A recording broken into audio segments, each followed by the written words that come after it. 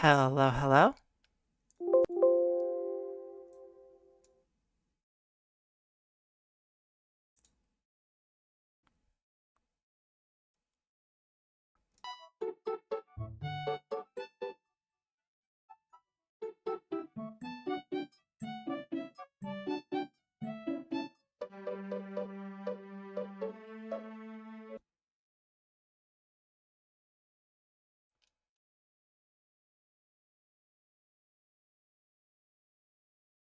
Hello, hello.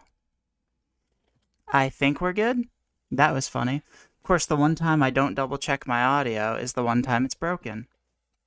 Hello. All right. Well, now I get to give my entire spiel again. That's silly.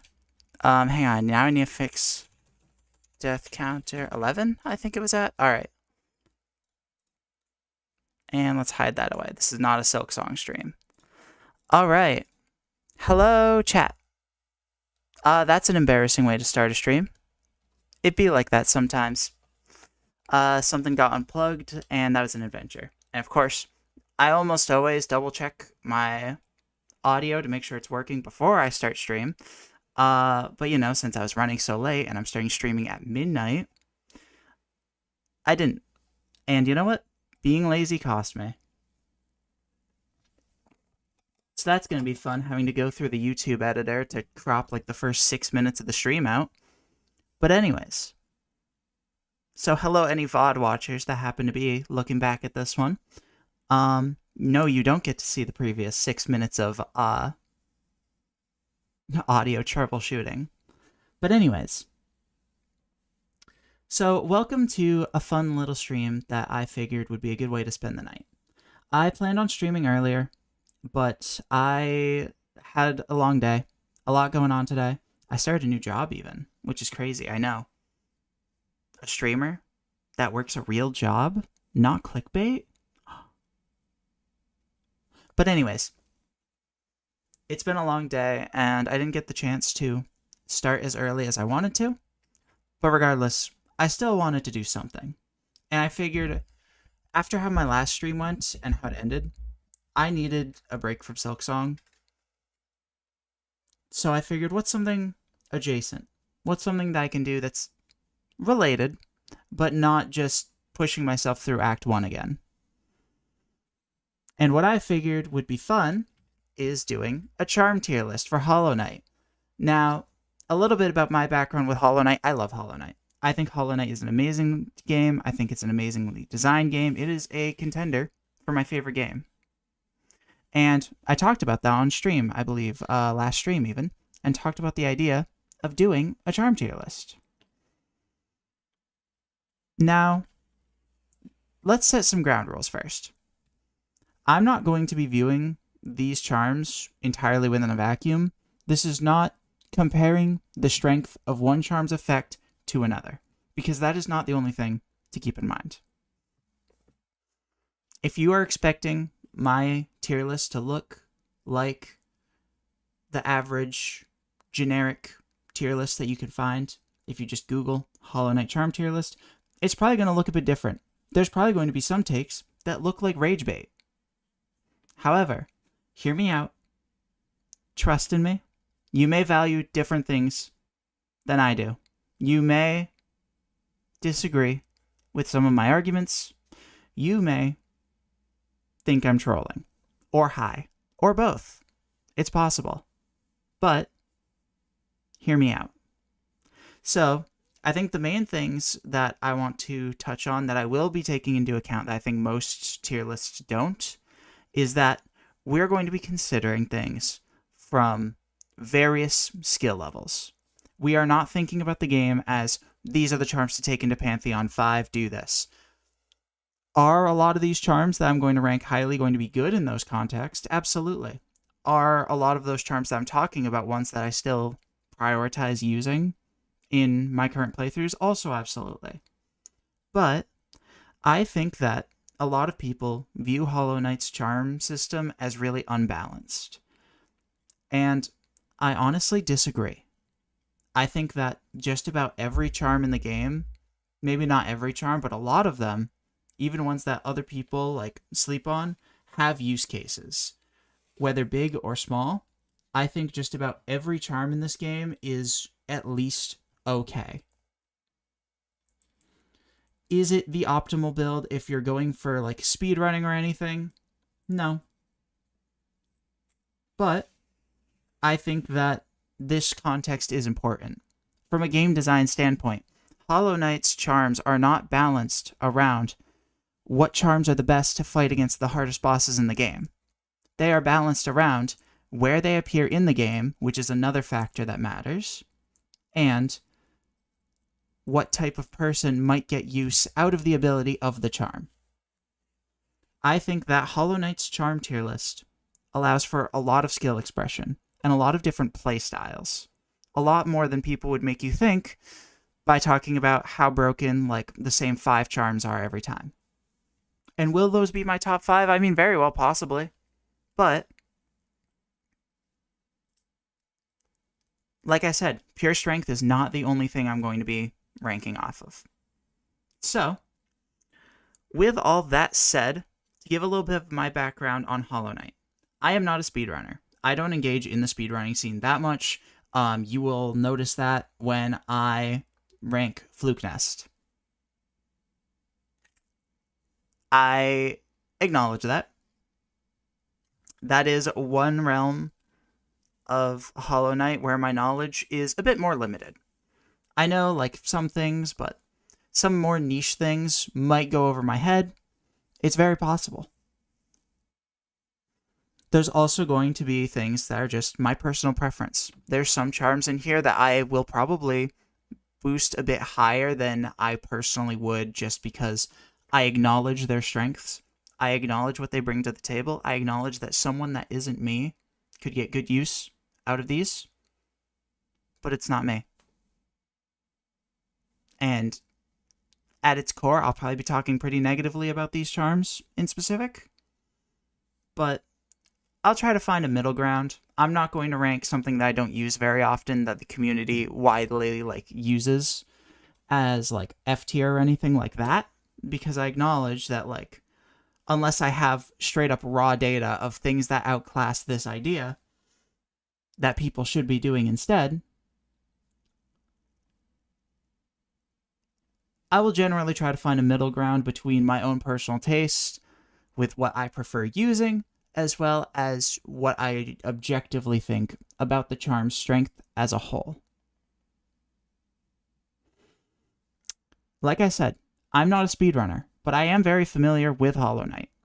I have beaten Pantheon 5 a couple of times. I have beaten every boss, more or less, on Radiant difficulty, with the sole exclusive of Nailmaster Sly, which, honestly, I was thinking about streaming tonight and just doing Sly attempts. Maybe I will next week if I still don't want to play Silksong. We'll see.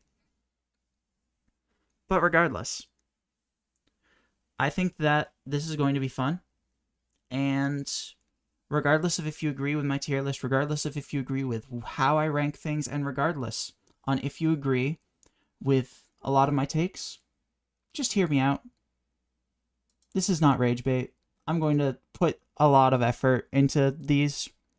So, without further ado, I need to quickly fix my window because I didn't think through the whole needing to see chat thing, and I currently can't see chat with how I have things laid out. So let me do what I can to make this still look decent. Okay.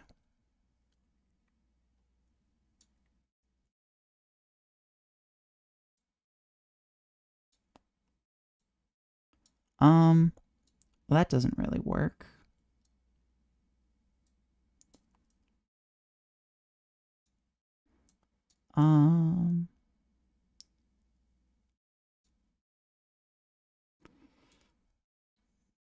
It'll be fine. You don't need to see all the charms.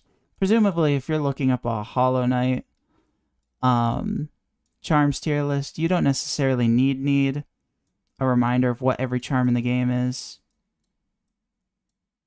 You'll be fine only seeing some. Alright. I probably will add more tiers, and I probably will need to change exactly how this looks throughout the stream, but this will be fine for right this second. And now I'll be able to actually see what y'all are saying.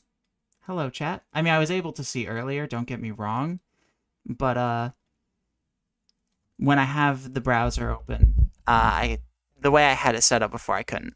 But now I can. So, let's get started. I believe these are in alphabetical order, which is an interesting way to go about this. I don't necessarily know if I'm going to rank it in alphabetical order. I might jump around a bit. I might go with what I feel like talking about. So, I think to start, what I'm going to do is I'm going to try to get a baseline for each tier. Okay? So with that said, let's start with an S tier. Let's start with a contender for the best charm in the game. And this is not going to be a hot take. I'm willing to bet most tier lists are going to put this charm very high. But let's talk about Shaman Stone. Shaman Stone is incredible. It is possibly the best charm in the game. I will honestly, I don't have a set tier list in my head. I've done a tier list or two of charms before, so I have like a rough idea of how I feel about each charm, but I don't necessarily have a set order in head. I don't necessarily have a specific top slot in my head. But I do know last time I did a charms tier list, I put Shaman Stone as number 1. And my reasons for that is pretty simple. It's a charm that you can get extremely early. It's a charm that is incredibly strong throughout the entire game, just about.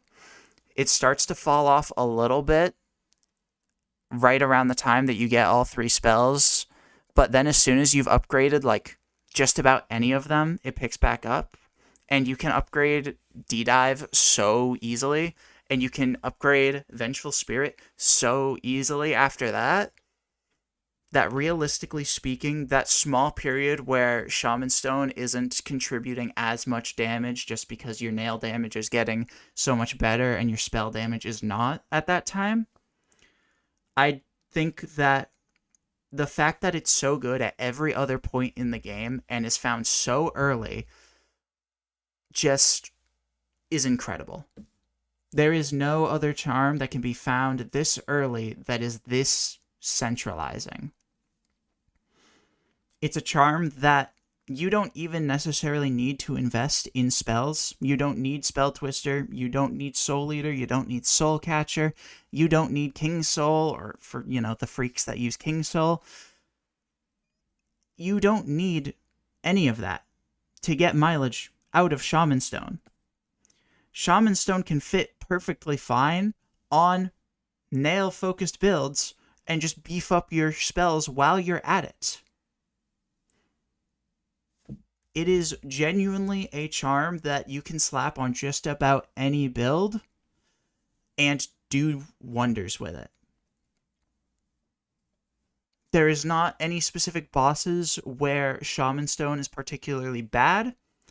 There is not any reasons to not have Shaman Stone on unless you have not enough notches to really fit it in along with other stuff that has more synergy, or if you just want to lean significantly more into your nail damage than your spell damage.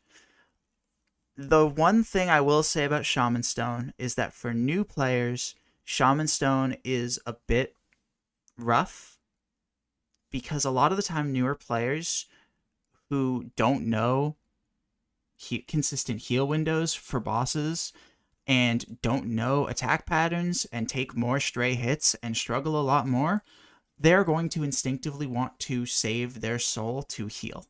And generally speaking, that's the right choice. So while it is an incredible charm overall, and is good just about the entire time throughout the game, available super early, there is the detriment that for super new players, or even players that are just like during their first playthrough, and aren't even that new, I think that there is an argument to avoid Shaman Stone for those types of players. Unless they're really getting a lot of mileage out of their spells. Shaman Stone is not going to completely rewarp someone's playstyle. It's not going to completely shift how often they feel they need to heal and how often they need to hold on to their soul in case they need to heal. Generally speaking, a lot of new players are not going to get the mileage out of Shaman Stone to justify using it over other charms. Even though those players honestly probably will still get a decent bit of mileage out of it, at least early on, until other really strong charms are available. So yeah, Shaman Stone, very strong contender for best charm in the game. Let's take a look at A tier charms. Let's just keep working our way down. What would I call an A tier charm? Let's go with a hot take. I think Shape of Un is crazy underrated.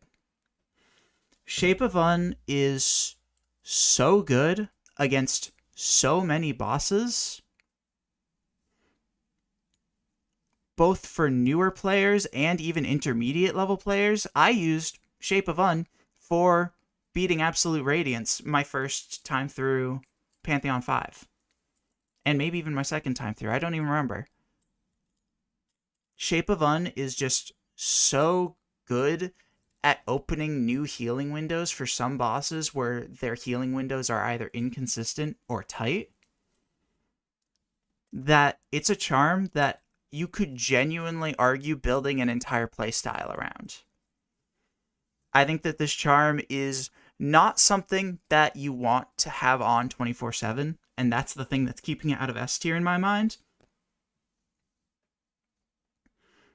There is like a lot of scenarios throughout the game where you're not going to want unequipped, but there are so many fights and so many situations where having Un can just get so many more heal windows that are otherwise really hard to fit your heal in. Hello, Phobie-Talks. Get ready to cringe as you watch this tier list form, because oh my god. Randomized charm ranking because you have a skill issue in Silksong. I did not have a skill issue. I disagree. That Wraith hit me when I still had Fractured Mask, and it killed me anyways. That's not on me. That's on Team Cherry.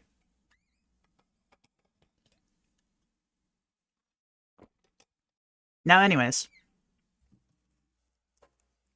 So yeah, Shape of Un is a very good charm. Not something that you want on all the time. And even without quick focus, it is so powerful against so many bosses. And then when you talk about quick focus synergy, this is genuinely something that's like playstyle defining for some people. There are so many people that struggle with finding consistent heal windows in bosses, and being able to move while in those situations completely reworks the way that you can approach those bosses. Un is just such a strong option that I think it's so slept on. Ain't no way you didn't immediately slam Quick Slash and Strength right next to Shaman Stone. I'm going for a baseline for like each tier right now. I'm putting like one in each tier and then filling it out from there. Don't you worry though. We'll get to Strength and Quick Slash. Just give it time. Give it time. They're there. All right, let's talk about like really bad charms real quick. Really bad charms. Because honestly, I don't really have a strong like idea of what B and C are going to look like. So let's start with D. Garbage charms that you should like never use. I'm going to say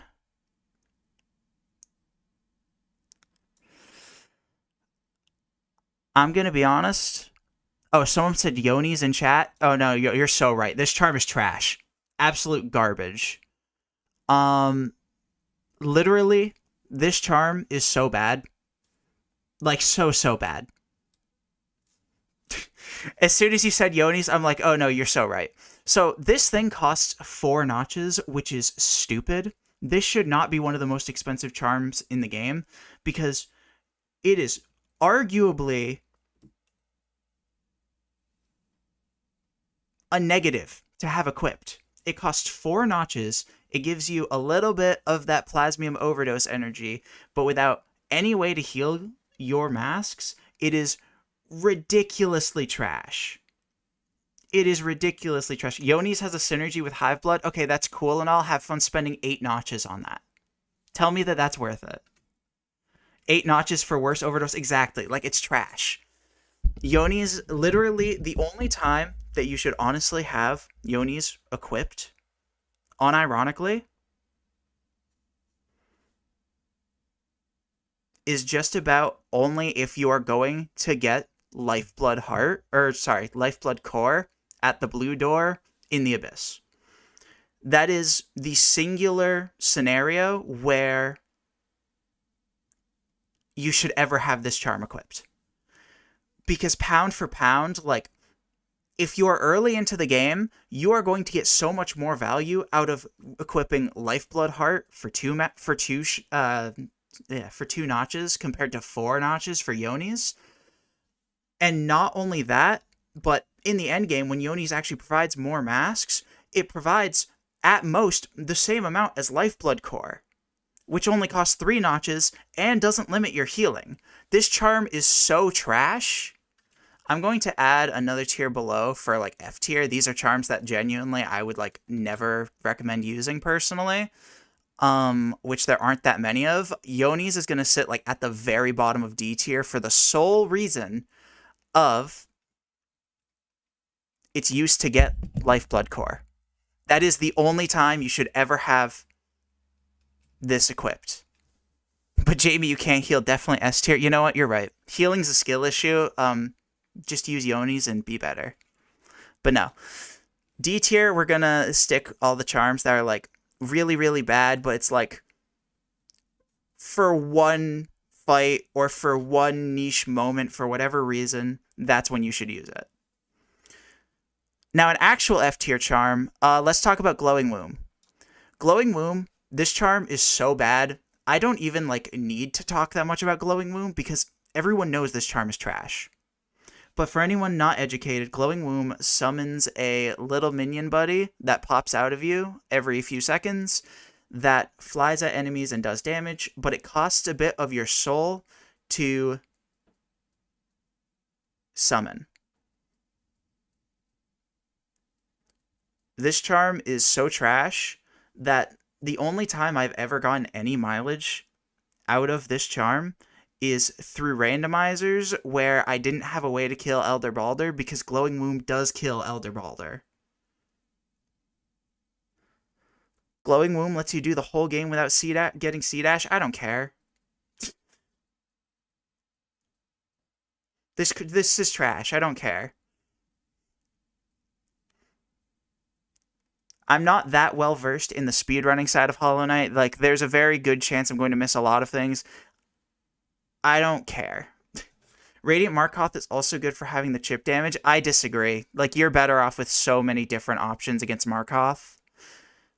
Like, you are so much better off with, like, Nailmaster's Glory, and then slapping on, like, a spell build for Radiant Markoth. Like, the fight is really not that bad once you have a build that, like, lets you poke him through his shields.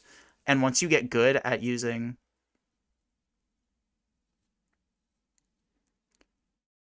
There's a skip where you feel like a badass where you use Womb to aggro your Shade to pogo it to get to wings early. Okay, that's really cool. I must admit, that's really cool. I'm still putting Glowing Womb in F tier. I'm not worrying too much about so much speedrunning because it's just not an element of the game I'm that well versed.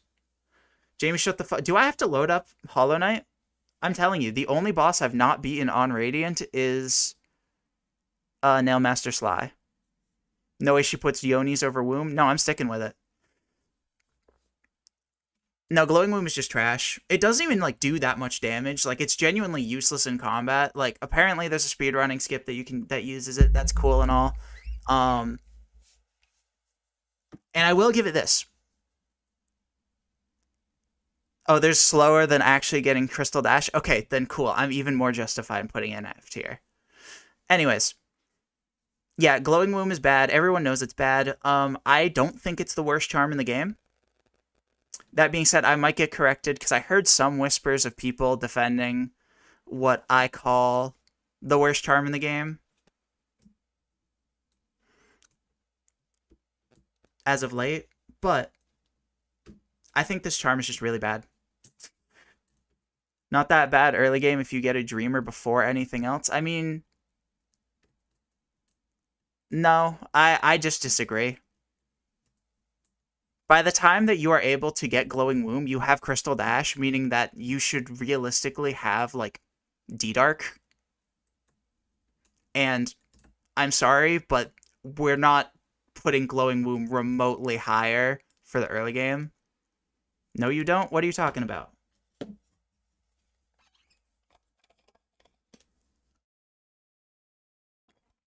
I'm trying to not stay up all night, by the way. I have work tomorrow, so, like, we're moving on from Glowing Womb unless you can, like, change my mind here. You can completely keep Myla's sanity. Yeah, but I don't care. I mean, I do care about Myla. All right, we're done. You're not convincing me. Glowing Womb is sitting in F, and your shit posting is not going to get me to change that.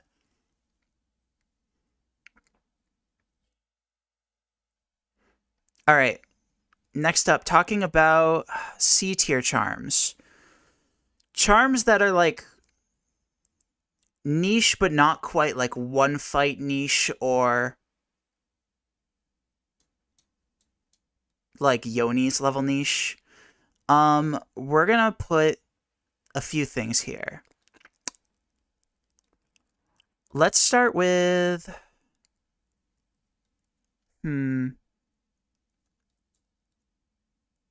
Let's start with Hive Blood. Hive Blood is not a great charm by any means. You know what? See, here's the thing. Hive Blood is a genuinely reasonable option for like elongated like platforming sections, except that Grub Song plus Deep Focus is literally better and costs the same amount of notches.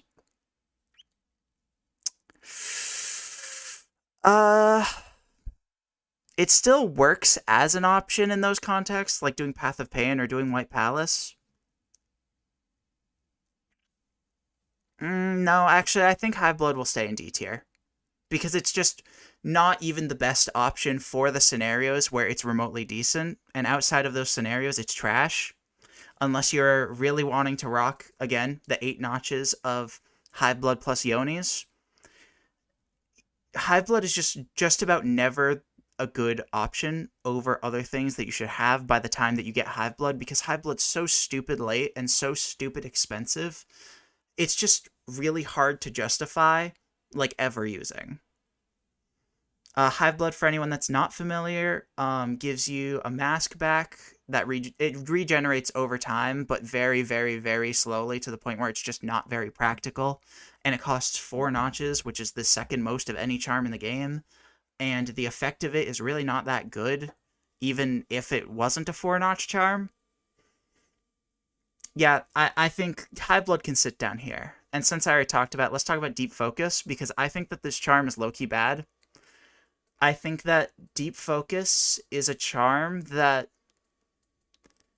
I can see some people liking it solely for getting more healing out of their soul if they are people that, like, don't really heal in combat scenarios very often, and they're just, like, after the combat scenario, they want to heal and get more healing out of their soul. Like, that's cool. I don't care, because those scenarios are really not great. There's also, like, the idea of using it with Un, so that way you get the movability of Un while having double healing, and I think that is, like, viable enough. I wouldn't call it good, but it's viable enough. Oh, I just realized my thing, I scrolled down. I need to not do that, so that way it, like, shows on stream. Oopsies.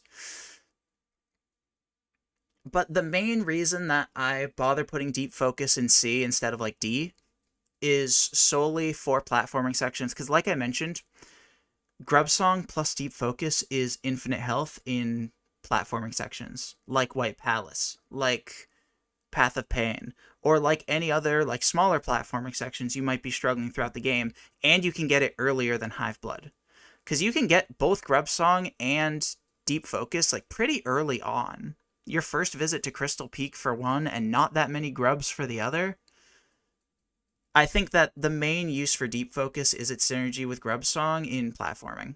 And I think that that is a real niche that it has. I think that there isn't a charm that does that niche better. That being said, I don't think it's very good. And while I'm talking about Deep Focus, let's talk about a similar charm. Let's talk about King Soul for a minute.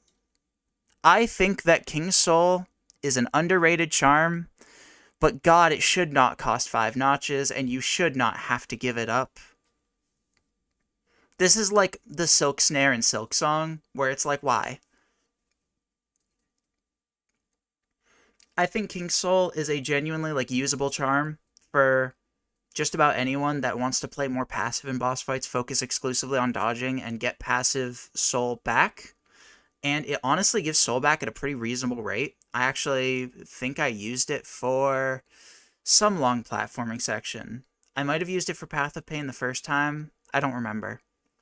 I know I used it and got like use out of it in platforming sections. I think I even used it my first time doing Coliseum 3. Because I was a scrub and saved Coliseum 3 for like really late. I think King Soul is genuinely an underrated charm that does a decent amount of soul regeneration. I don't think it's good. I think it's like bottom of C. It's not a charm I would typically recommend, but I do think that it's remotely decent if someone like really wanted passive soul generation, because the thing about it is that it goes uncontested. It goes uncontested. The only other passive soul regeneration in the game is Double Song. And Double Song is like valid, and Double Song isn't like bad, but a lot of the time people that want to play more passive and just stay away from the boss and basically play Architect Crest in Hollow Knight, where they're just avoiding the fuck out of the boss and throwing Vengeful Spirits or Shade Souls from like cross map, those people are not going to get close enough to the boss, or not want to get close enough to the boss, in order for Double Song to actually proc Double Song, because the Weavers don't actually have that much range in my experience. Double Song is better. Double Song is better and cheaper, but I do think that there is a genuine niche that King Soul fills for players that want to play really, really passive. And I do think that its soul generation is actually a pretty reasonable rate. 5 notches is ridiculous.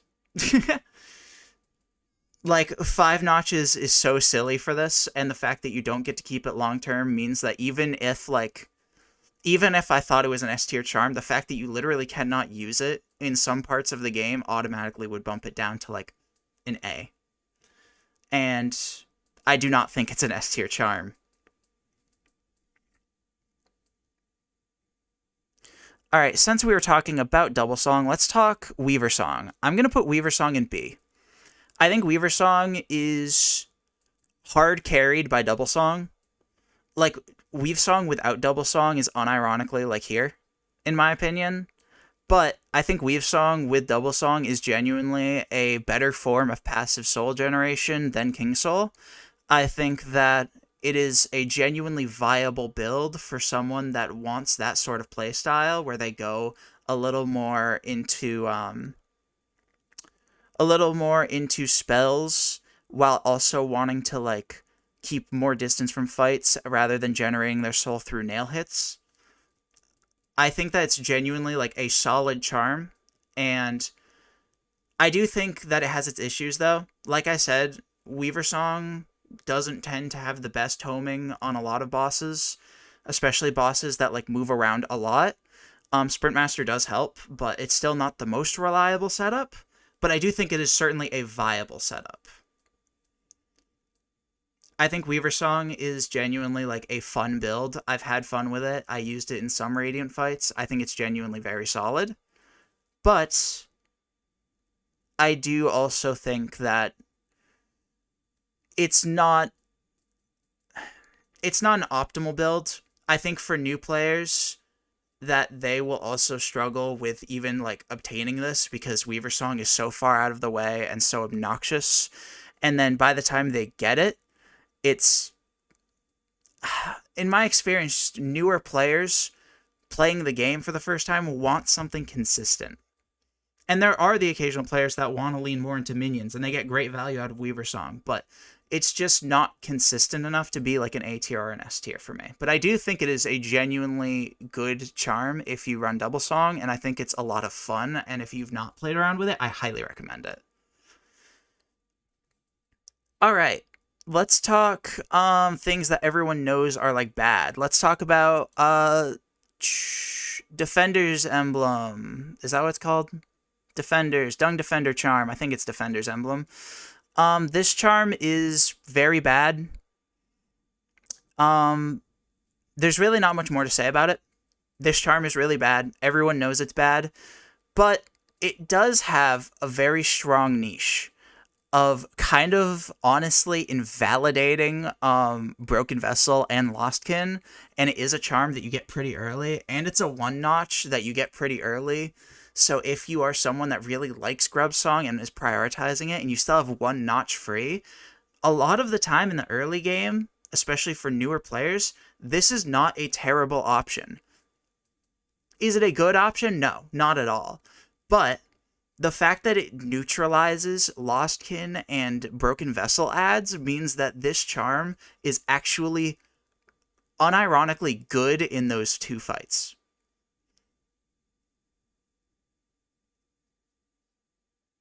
For anyone that isn't familiar, this charm, what it does is it creates like a stink cloud around you, does a little bit of damage when enemies touch it, and that's not very useful because a lot of time, if you are in range for someone to take damage with that, you should just be hitting them with, you know, a nail. Or a spell if you really want. Go crazy. Or fucking anything. Hit them with your weavers.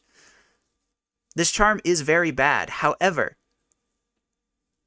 Lostkin's ads are unironically like the hard part of the fight because they make it genuinely difficult to find healing windows at times, and this just turns them off because they have like negative health, and as soon as they get remotely close to you, they explode and they only have contact damage. This literally just turns the ads off for one notch, and that's why I think that unironically better than Hiveblood. It's only good for two fights, but it's genuinely very good for those two fights.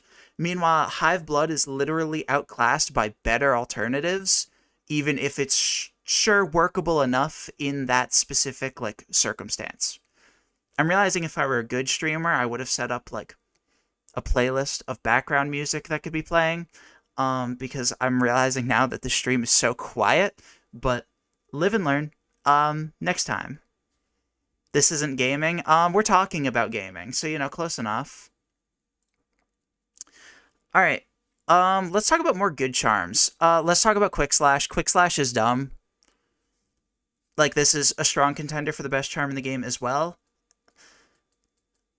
It's one of those charms that is just, like Shaman's, good on any build, but even more so.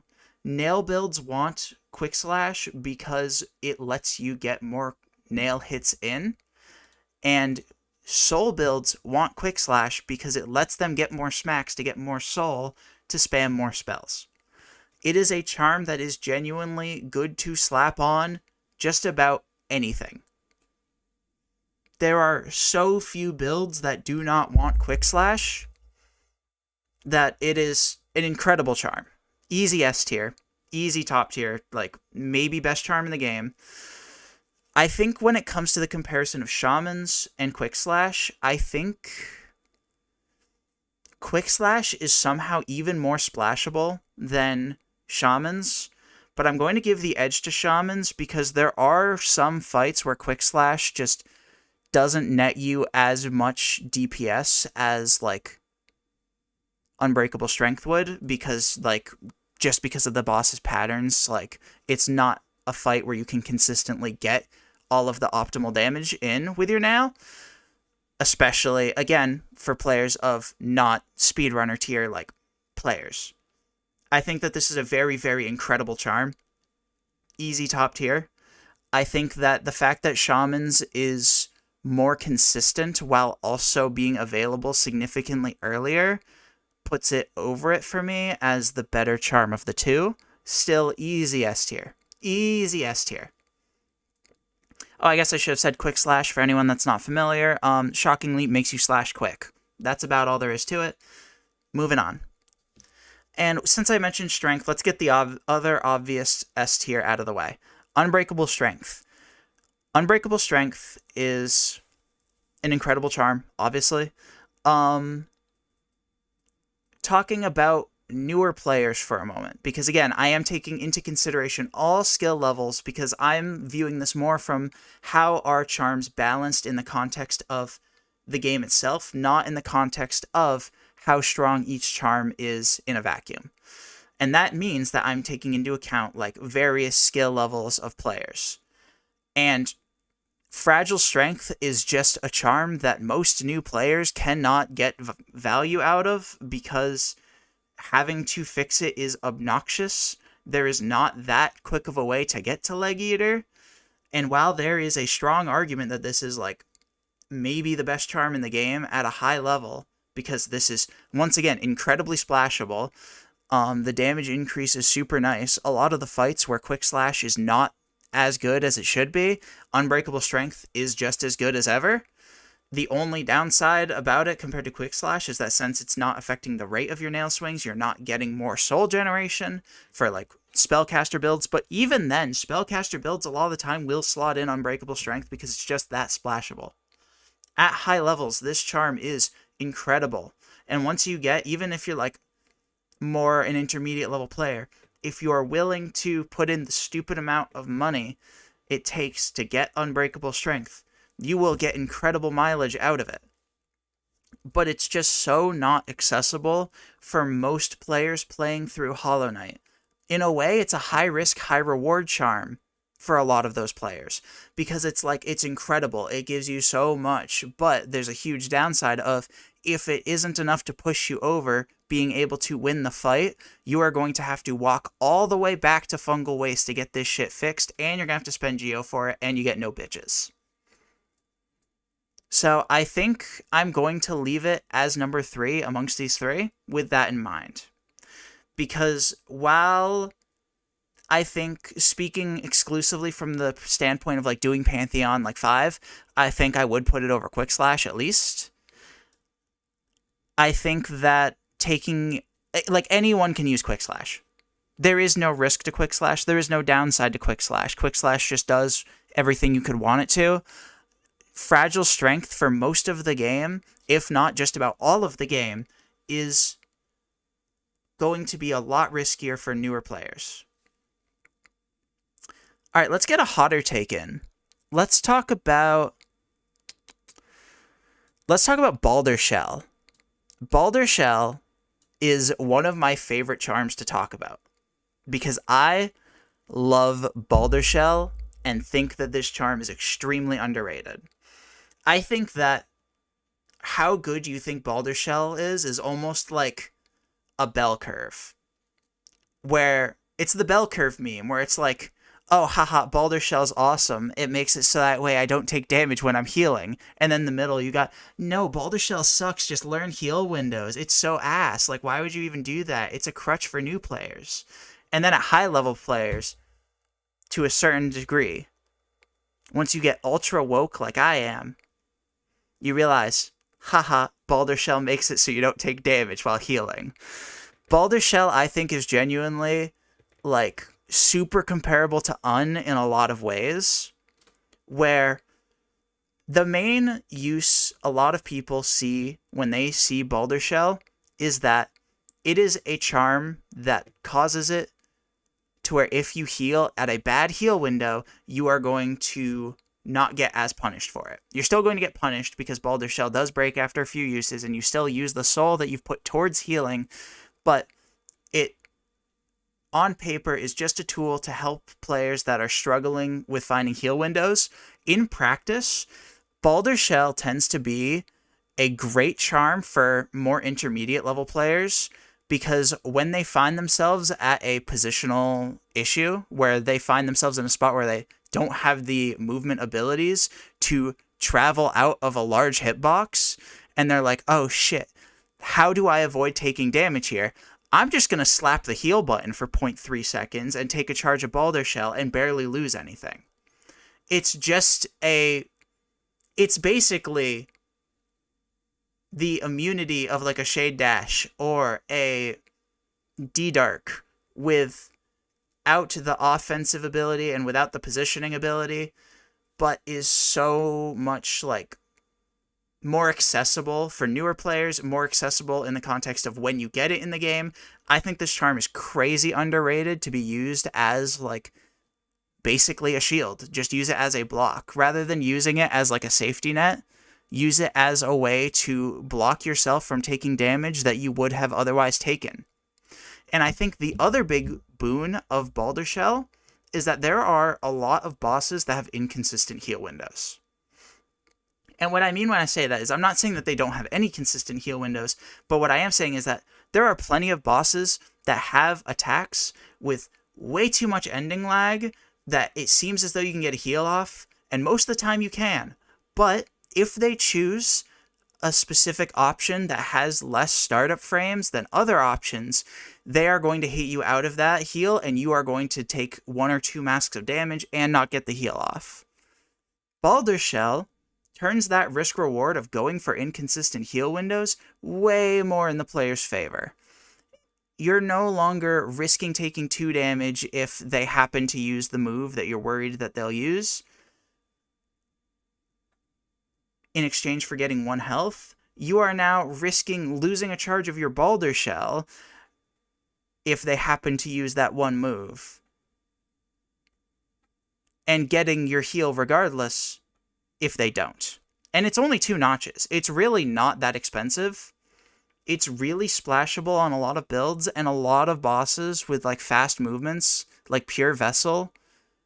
Pure Vessel's a boss that specifically definitely struggles with getting Boulder Shelled because its triple slash has so much end lag that almost any move it uses afterwards is not going to hit you if you go for a heal after it.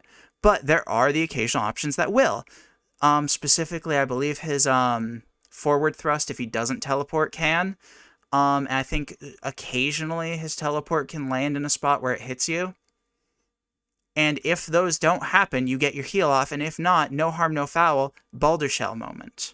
I think this charm is crazy underrated, not as a way to benefit players for struggling to find heal windows, but to be used by players that can find those inconsistent heal windows, and those players that may be able to find heal windows, but occasionally struggle with being caught out of position and don't have the tools to dodge out of combat.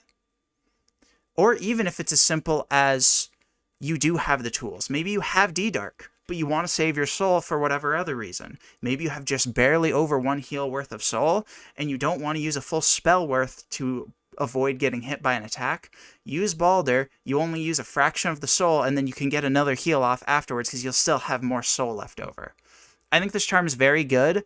I think in a lot of ways, Boulder Shell and Un do similar jobs, where I think Un is more consistent since it doesn't break, and I think that there are more bosses where Un is really, really potent, like, for example, Radiance, or, again, Pure Vessel, funny enough, struggles against both of these a bit.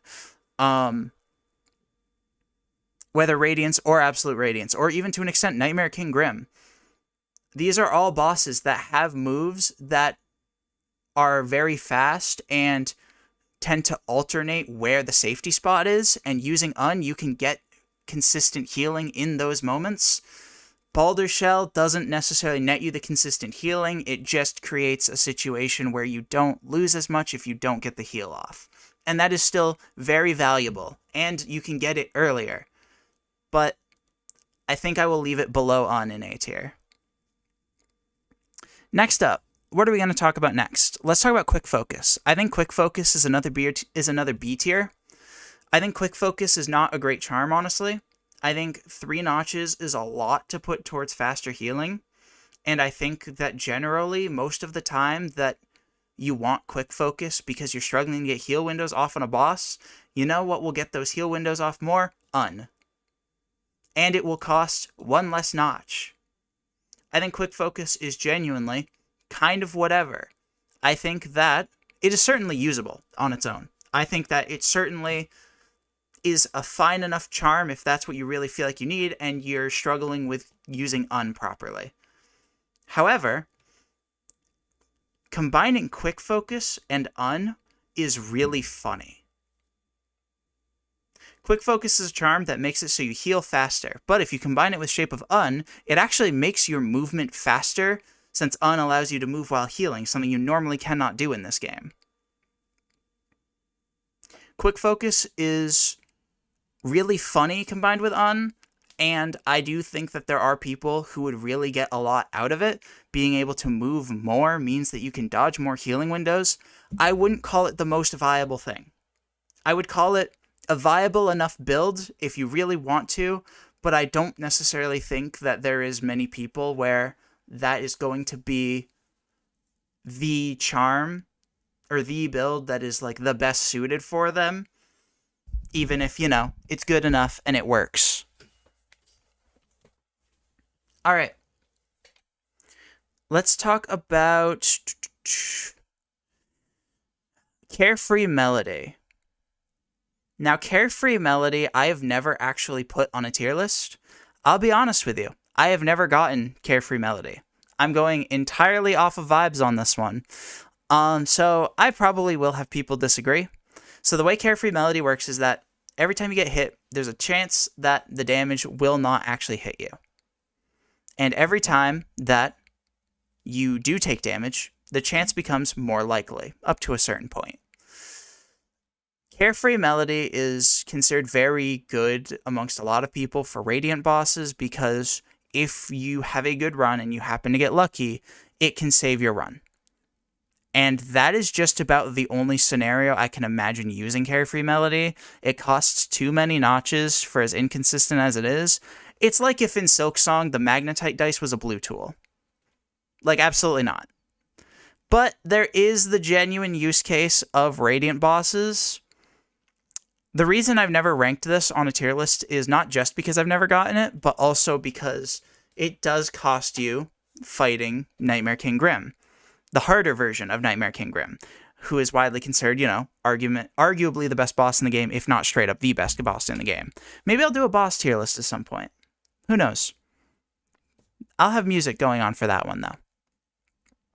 But anyways, Carefree Melody, I think, is good enough at its niche to justify putting it, like,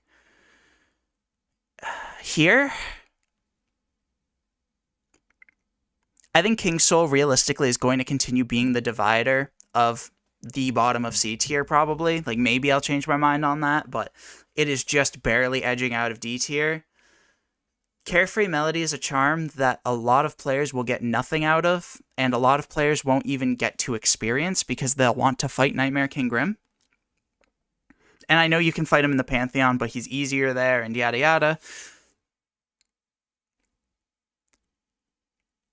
I think that its niche is good enough that it doesn't belong next to things like Defender's Medal or Defender's Emblem, whichever it's fucking called.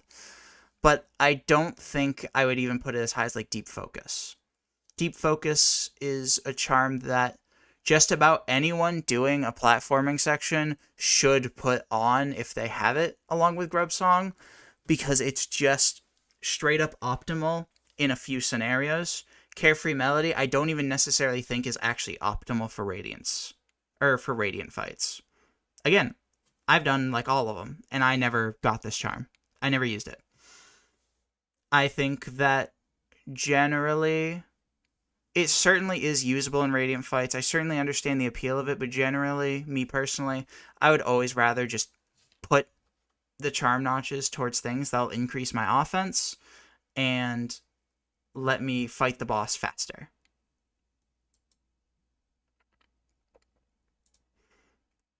I don't know how hot of a take that one is, but we're going to leave it there anyways. Alright, let's start going a bit faster here, because I've been going for like about almost an hour, and I've only gone through a third of them, and my goal was to get this done in like an hour and a half. So let's start going a little faster. Grimchild. This charm is just bad. Like, really, really bad. Technically speaking, you should have it equipped for the Grim quest. Like, technically speaking, if I'm gonna argue, Yoni should be in D because it has some scenario where you should use it. Grimchild should be like here.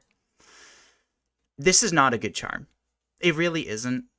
I have watched a close friend of mine on his first playthrough of the game use like a full summoning build and unironically used Grimchild and Weaver Song like the entire game. And good for him. This charm is very bad. It's so bad. The damage it provides is not enough. The AI is not consistent enough.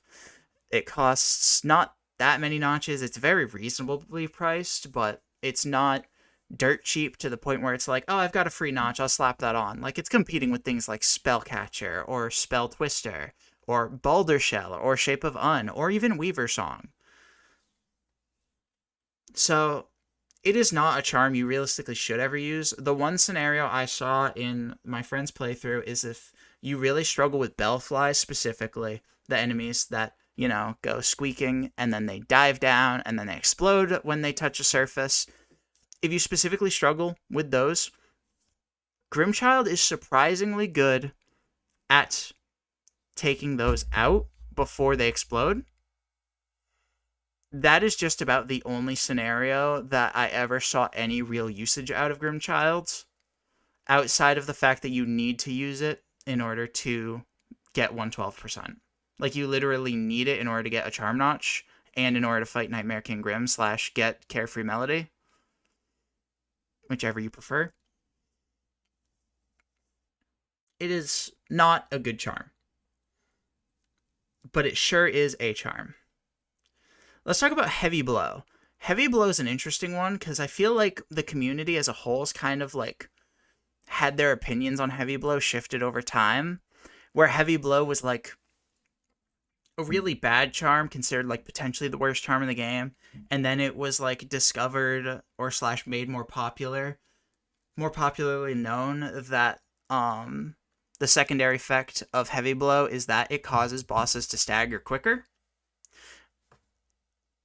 meaning that it takes less hits in order to get them to stop so you can get some healing in. The main effect of it is that it causes more knockback, which is generally not a good thing, because that is time that you are spending getting closer to the enemy again that could be spent on, you know, doing more damage. I've tried to make Heavy Blow work in some Radiant fights that actually take knockback. I think I tried against like Marmu. But I've tried to make Heavy Blow work. It's just not good. The knockback on Heavy Blow is very bad. However, there are the occasional boss, very few. In fact, I only ever hear a specific one brought up for this, where that one less hit needed to stagger is significant. Lostkin is the main boss that people bring up because I think it only needs 8 swings to hit normally, meaning that with Heavy Blow it only takes 7 in order to get to stagger, and that's like nothing. So you can pretty consistently like lock Lostkin down if you use Heavy Blow. It's genuinely pretty decent in that fight. However, I think I'm going to put it right here, because I think Hive Blood is used in more scenarios. Let me put it this way. I think that the dichotomy between Deep Focus and Hive Blood is similar to the dichotomy of Defender's Emblem and Heavy Blow. Heavy Blow you can get super early, but it's just pretty bad. It's pretty bad like just about the entire game, except for like one fight. And in that fight, honestly, I think that the utility of invalidating Lostkin's ads is more useful. Now, there is one thing to be said, which is that you can use both Defenders and Heavy Blow if you wanted to for Lostkin, and it would genuinely be pretty solid. And that's not something that you can say about Deep Focus and Hive Blood, really. Like, you just do not need Hive Blood if you have Deep Focus plus Grub Song. It's just not necessary. Unlike Heavy Blow, where there is a genuine argument to use both in the fight. However, I think that there are so many more scenarios where Hive Blood is a possible, valuable option that even though it's less stackable with the better alternative compared to Heavy Blow, I think that it's still better than Heavy Blow just because there are more platforming sections in the game than there is the Lostkin fight. That's what it boils down to. Moving on, let's talk about some charms I actually like. How hot of a take should we go with next? Let's talk Spell Twister. Spell Twister is a very good charm. Really, really good. I don't think that it's S tier or anything. I think that my honest opinion is above Un. I think Spell Twister is one of the best charms in the game for spell-focused builds. I don't necessarily think it's a necessity on those builds, but I do think that it is extremely potent on those builds. I think that there's really not too much to say about this charm. It's very simple. It just makes it so your spells cost less to use. So, if you want to be spamming spells, Spell Twister is very good. It's available very early in the game. It only costs 2 notches. It's very solid. And it doesn't really have any major drawbacks. Aside from, it is not nearly as splashable on every build as these are, because it doesn't affect healing or anything like that. It just affects your spells, and if you're not getting that much mileage out of spells to the point where you're probably not using Shaman Stone, you realistically shouldn't be using Spell Twister at that point. If you're not using Shaman Stone, you just shouldn't be using Spell Twister generally. So, very strong charm, very good in specific builds, but not as widely applicable as the things in S tier. Next up, we're going to talk about... Let's talk about Lifeblood Heart and Lifeblood Core, which I'm going to be honest with you.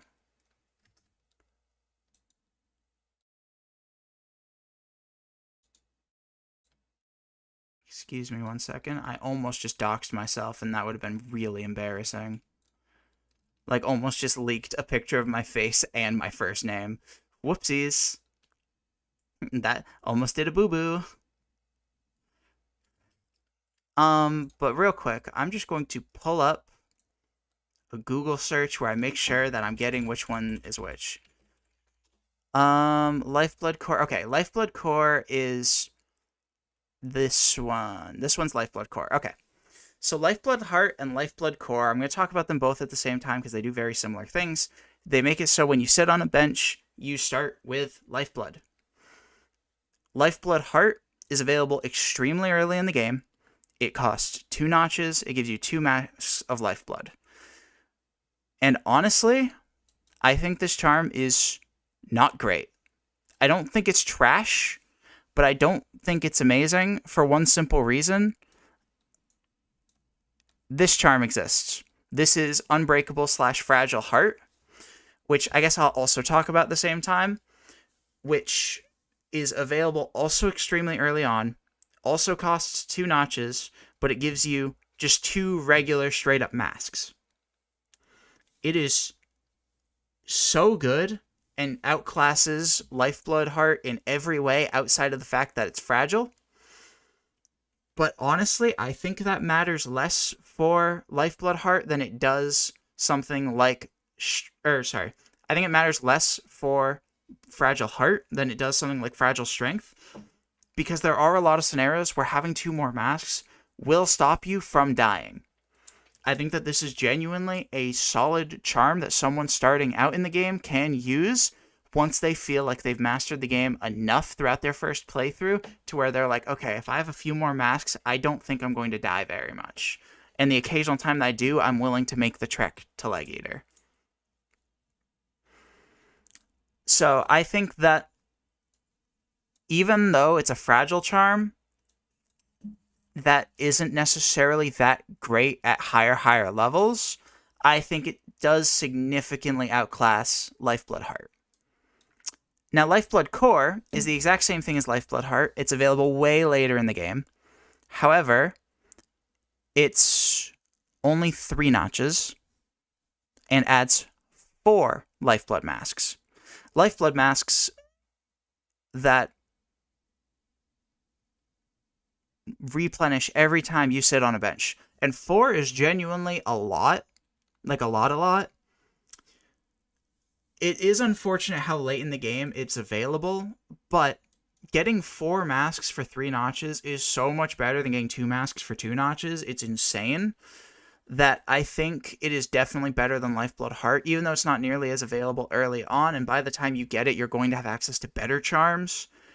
I do think that someone looking specifically to be tankier, Lifeblood Core is a genuinely very good charm. I think Fragile/Unbreakable Heart, I'm going to go here. I think that it's less playstyle defining than something like Weaver Song. I think if it was forever Unbreakable, I might even put it up to here, but like I am taking into account that there are going to be a lot of new players that will not use this charm because it is fragile and breaks when you die. I think the benefits of it for newer players are just so good that even if it's not playstyle defining, it's very good. Meanwhile, Weaver Song is playstyle defining.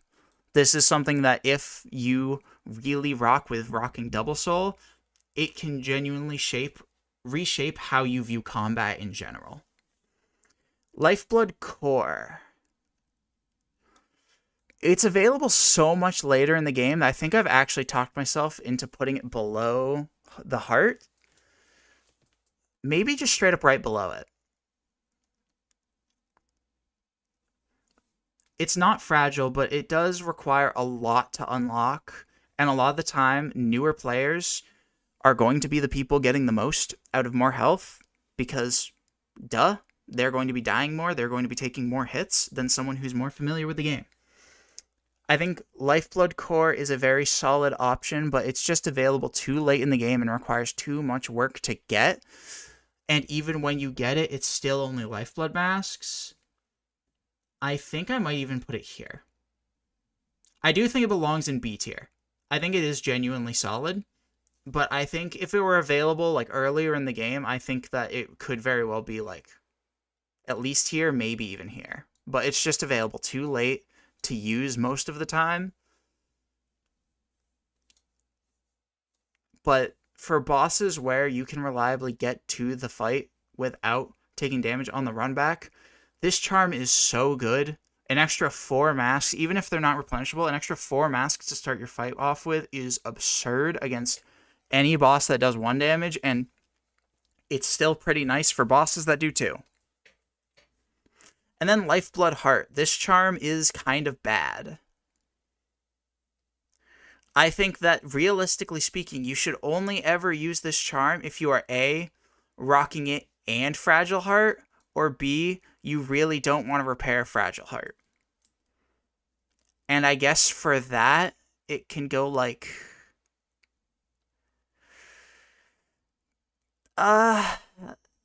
here? Because I think that realistically speaking, the only reason you shouldn't use Lifeblood Heart, or the only reason you should ever use Lifeblood Heart is if you are lazy or spending so many notches on health, when at that point you're probably better off going with something that will help you heal more consistently, like Un. Heavy Blow is genuinely a good option against a specific boss. This is never a good option, even if it's a lazy option for an actually good charm. I think I'm pretty content with that being in D tier. If this continues, I might need to reorganize what these tiers look like since D is getting a bit full. But what can you do? Because I genuinely, it's going to be really funny if, like, I need to bump these 3 up a tier. But I don't know. Let's just see how things play out, and we'll go from there. Let's whip out a hot take, because I feel like the Lifeblood Charms / Heart are not one that people are going to get too opinionated about. Let's talk about Sharp Shadow. Sharp Shadow is a charm that I see a lot of different opinions on. I think that there's a lot of different views on Sharp Shadow. I think there's some people that think it's here. I think there's some people that think it's here. I think there's some people that think it's like here. I think Sharp Shadow is a controversial charm. Sharp Shadow has a few interesting effects. So for anyone that isn't familiar, whether you're just not actually a Hollow Knight fan, or you haven't gotten far enough in the game, or you just didn't 100% the game, or whatever, you get the ability Shade Cloak, which makes it so roughly every other dash, depending on how you space it out, it's more time-based than that, so, but generally speaking, if you're spamming dash, it'll be about every other dash. You have Shade Cloak, which makes it so you gain invincibility frames. Sharp Shadow causes it so your Shade Cloak does 1.5 needle strikes to any enemies that you pass through with it, which is an okay effect. There's a lot of people that don't view Sharp Shadow as worth it because it's just not that much damage, and I can see that. I think 1.5 nail strikes is honestly pretty decent if you have, like, Unbreakable Strength on. But I think there's something way more valuable, which is the fact that it makes your dash significantly longer. This charm can just straight up beat bosses. If you have this charm on, you can just clear some bosses that don't have a good way of approaching, or that really love approaching you and don't have a great thing to respond with if you just cross them up. And I'm not talking like weak bosses. I'm talking Pure Vessel is so susceptible to being cheesed with Sharp Shadow. I think this charm is incredible, and it is my personal favorite charm in the game. Do I think it's the best charm of the game? Probably not. There was a time where I think I did put it, like, maybe even here, or maybe I had it, like, 3rd or something. I do think it's an S tier. I think Sharp Shadow is an incredible tool. I think it only costs 2 notches, which is rare for S tier level charms. Everything else in S tier right now costs 3. A genuinely very powerful charm that costs 2. It is so much more valuable than any of these like 5 here that all also cost 2. Any of these. I think you can easily get more mileage out of Sharp Shadow against 99% of situations. I think Sharp Shadow is so good that, honestly, I think anyone can use this charm. I think that the fragility of Unbreakable Strength makes it so, generally speaking, newer players are not going to gravitate towards Unbreakable Strength very much. Newer players are also most likely not going to know the scenarios where dying doesn't actually break Unbreakable Strength, which for anyone watching that doesn't, anything that's like in a dream state or anything like that does not break Fragile Charms. So you can use those freely if you are like beating your head against Lostkin or Failed Champion or Nightmare King Grim, I think. The only exception being Radiance and White Palace. So I think the fact that this is a charm I think anyone can use and get good use out of, while this is a charm that inherently turns off newer players, I think I am going to put Sharp Shadow above it. I think Quick Slash does so much for your DPS and is so brainless to use that I think I will leave it between these two. I think Sharp Shadow can sit here. That is going to be a take a lot of people disagree with. That's fine. but this is my take. I love Sharp Shadow. Let's go towards more like mid charms. Sprint Master. This charm is basically not great. I tried using it throughout my first playthrough and I got very little usage out of it. The main thing you would get out of it is the synergy with Weaver Song, which is genuinely very solid. I think that with that in mind, I'm just going to slap it at the bottom of B. I think personally the only scenario I would really use it in current year is if I'm going double song and I want to slap this on with it. But I don't think I'm putting it like up here or anything because it's not nearly as essential to double song working as, you know, the double song. I think you can get away with double song without Sprint Master. But I don't necessarily feel like you can get much usage out of Sprint Master without double song. We've been talking about double song a lot. Let's talk about the actual second song in question, Grub Song. Grub Song is an incredible charm. A lot of people know it as incredible. I'm not going to be shocking anyone with putting it really high. I think that depending on your perspective on the game, it really changes how good you think Grub Song is. I think in the context of running like Pantheon 5, I wouldn't use it unless it's along with like double song. I think that double song, I've talked a lot about it, but all in all, I think double song is a genuinely valid strategy. I think that is a genuinely solid build. I don't necessarily think it's an amazing build, but I think it's a solid build, and I think that has its place. That being said, Grub Song fits on anything.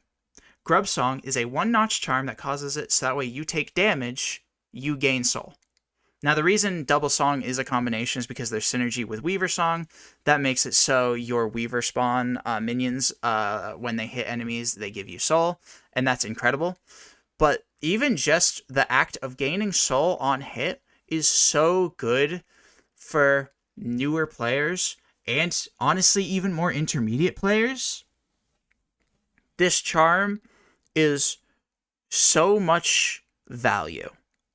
It's not nearly as strong as anything in S tier, or honestly even most things in just about anything in A tier. However, it is a one notch. You can fit 2 Grub Songs in what it takes to get a Balder Shell. Obviously, you can't literally rock 2 Grub Songs. However, the point still stands that in terms of value, Grub Song belongs at least here. That's the lowest I would put it right now. I don't necessarily know if I feel like it belongs in S. I'm like looking around and I'm seeing if there's anything. How much else am I think I'm going to leave it here for right now. I think Grub Song is incredibly valuable. I think it could very well be here. Honestly, no, I think that Unbreakable Strength is so good that even if it's not as accessible for new players, I think Grub Song is also less useful for hardcore players. It kind of evens out a little bit. Yeah, I think Grub Song either belongs here or here, and for now I'm going to stick it at top of A, but it could rise to bottom of S, depending on how the rest of the tiers shake out. Alright, let's start going a bit faster again. Let's talk about Longnail and Mark of Pride. These are 2 charms that are good. Mark of Pride, I think, is very, very good. These 2 charms do the exact same thing where they extend your nail's hitbox. Longnail, I think, is okay. I'll be honest, when I use Longnail, I don't really notice the extra range. It just doesn't increase it enough for me personally to ever feel like it's that useful. I have been watching my roommate play through Hollow Knight, and they love Longnail. And they're probably watching right now. They love Longnail. However, I'm going to be honest, I don't think this charm is that great. I've seen them get use out of it. I know that there is a certain type of person that would get mileage out of this charm. But I generally think that the fact that it doesn't increase your range that much for 2 notches is just not that worth it. Especially when Mark of Pride is also available very early. And Well, Mark of Pride costs 3 notches and extends your nail by a fucking lot. A fucking lot. So talking long nail real quick. Let's slap it. I think here. I think round middle of C is good. I think that I don't think I can justify. I definitely think it's worse than deep focus because I think there are scenarios where deep focus is literally optimal. They're just only a few times throughout the game. Meanwhile, long nail I think is never necessarily optimal. But I do think it is a genuinely valid option worth considering if you struggle with the Little Ghost's nail strikes. I think that there is mileage to be gotten out of this charm. I just think that you get Mark of Pride so early that even if you feel that way, you're not going to be using it that long before you get Mark of Pride, or before you find other charms that have such good effects that you'll want to prioritize those effects over a tiny bit of nail distance. Mark of Pride, on the other hand, increasing your nail distance and its width, I believe, is so good that I've pretty consistently always put it in S tier. That was before I went around radianting bosses. And I'm going to be honest with you, I used Mark of Pride so much less. I think Mark of Pride is a charm that intermediate to high level players will get a lot out of it because it will let them get more swings in scenarios where they can't get swings in. And lower level players, I think, will really, really appreciate it. And for 3 notches, I think it is extremely good. But I also think that as you get better at the game, you get more used to the size of Little Ghost hitboxes. I think that as you get better at the game, this is kind of talking the bell curve meme again, where I don't necessarily think it is as essential as I once thought it was. There was a time where I would have put it here. I mean that wholeheartedly. When I first was getting into the game and I was really playing it only the first few times, I thought Mark of Pride was my pick for the best charm in the game. And I do think it is incredible. I think it's very, very good. But I don't think it's an S tier charm anymore. I think as I've gotten better, I don't need the longer nail. I think it's a charm that a lot of people will get value out of. I think it is very good. I think that there's a lot of scenarios where it is optimal. I do think that those scenarios are less frequent than Grub Songs. So I think I'm going to put it right here. I do still think it's better than Spell Twister. Do I? Actually? Yeah, no, I do. It increases your nail distance by so much. Spell Twister is very good. I've grown to appreciate this charm a lot over time. But I think Mark of Pride is just something else. New players will get more mileage out of Mark of Pride than Spell Twister, and honestly, even more experienced players will get more out of Mark of Pride than Spell Twister, especially as we're talking radianting bosses. Spell Twister is not even that good because you can get Soul Eater for 1 notch, which we'll talk about in just a second.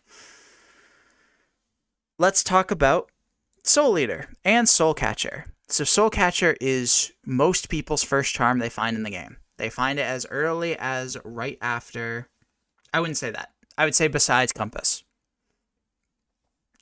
Soul Catcher can be found as early as the Ancestral Mound the first time around after you beat your first ever Elder Balder. Soul Eater is available much later in the game, but not that late. You can, if you know the layout of the game or you just happen to go in the direction of Soul Eater, you can get it pretty early, all things considered. Not that long after Soul Sanctum or anything. Definitely significantly later than Soul Catcher, but not that much later. Both of these charms, what they do is that they give you more soul per nail hit. Soul Catcher gives a little bit for 2 notches. Soul Eater gives a lot for 4 notches. Now, Soul Eater is a charm that I don't tend to use very much in-game because 4 notches is so expensive. However, as I've radianted bosses, this charm is nuts. The problem with it is that it really doesn't exist in the early to mid game. There's like no justifiable scenario to rock Soul Eater in the early game unless you are overcharming throughout like base game, which most people aren't.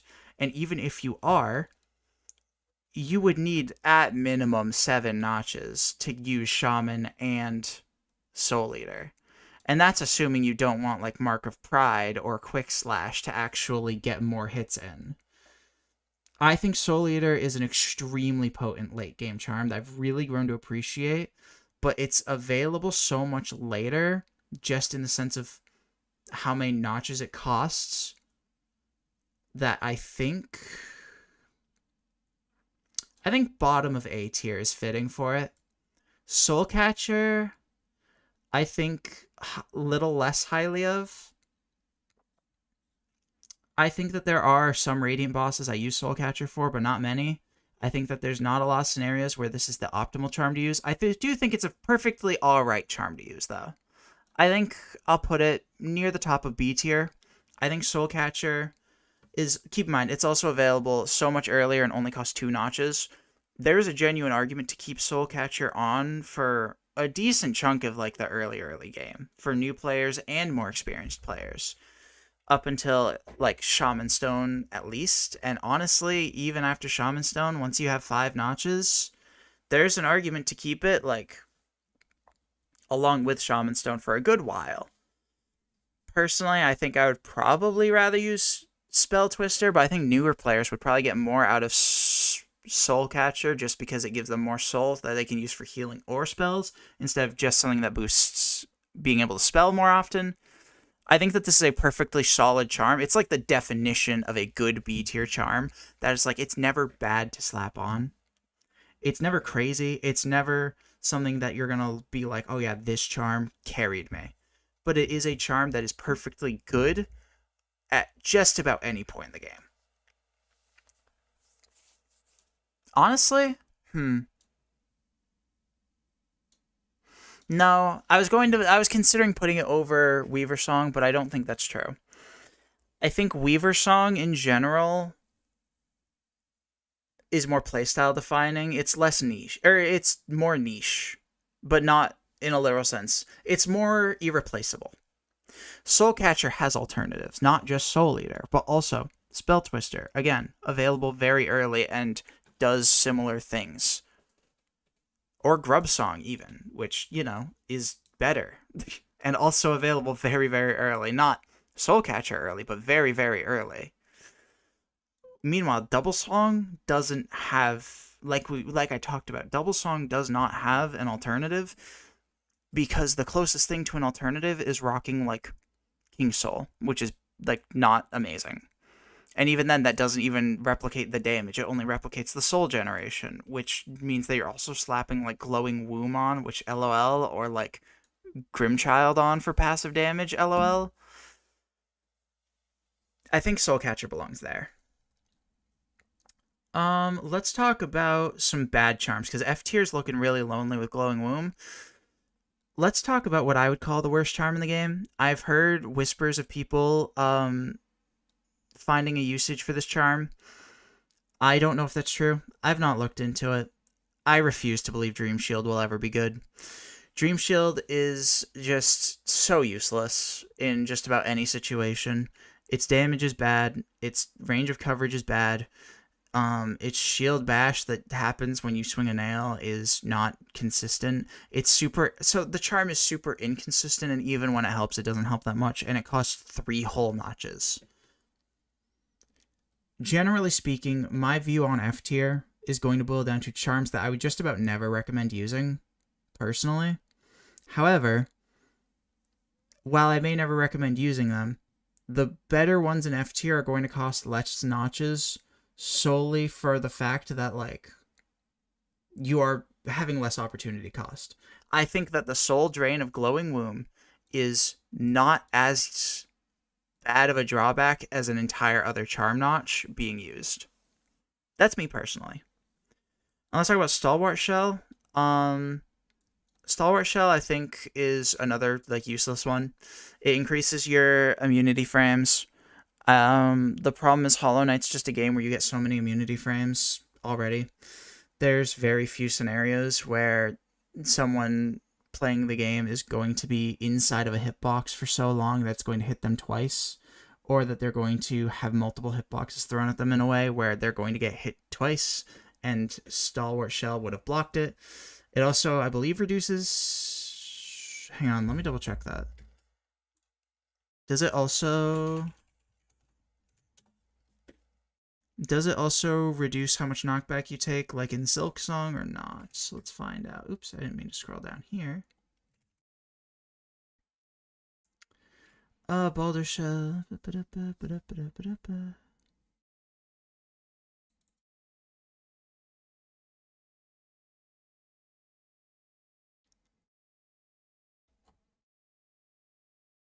Let's see here.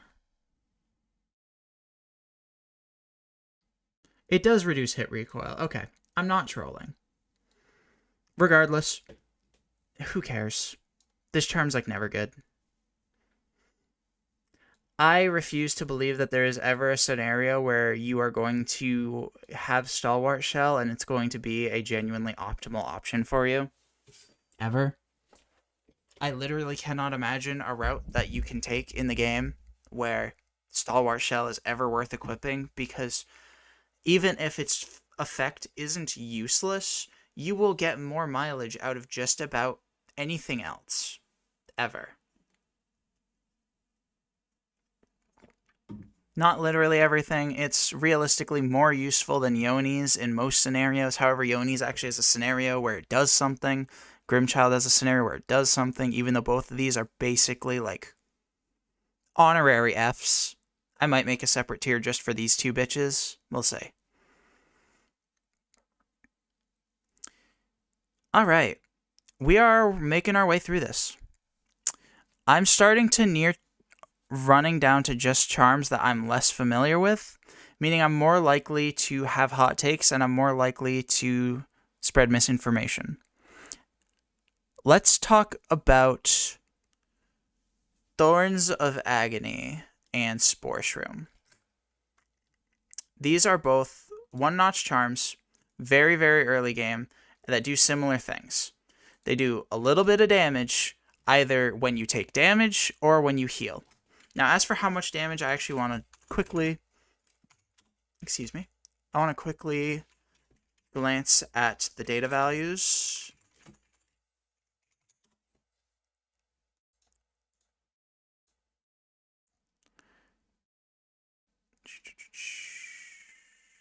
Main sentence. Do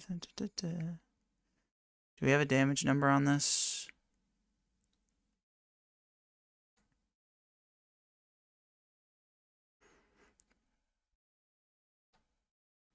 I literally just want a number. Oh, it gives, okay, base nail damage, thank you.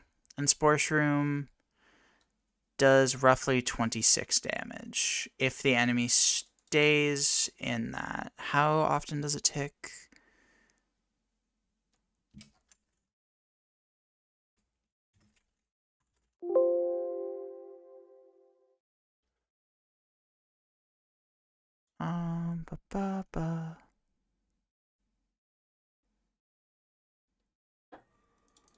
Without any charm, Spore Shroom deals damage every 0.15 seconds.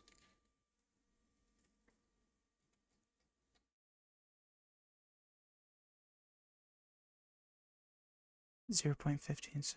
Okay. Alright. I feel properly educated to talk about these two now. And I'm going to be honest, my opinion is just about unchanged. I've never actually looked at the numbers behind them. I knew I didn't care about either of these charms, really. They're not actually going to both sit in F tier. However, just going to leave them there for right this second. So Thorns of Agony does 1 nail strike of damage whenever you get hit. Welcome back, Phobie Talks. It is not very useful. It is a one-notch that you get super, super early, and there is inherently value in that. There's inherently value in both of these for that reason alone, that they are certainly usable charms. Are they good charms? No. Bro, why'd you place the charms that unlock endings so low? What you talking about? What you talking about, boy?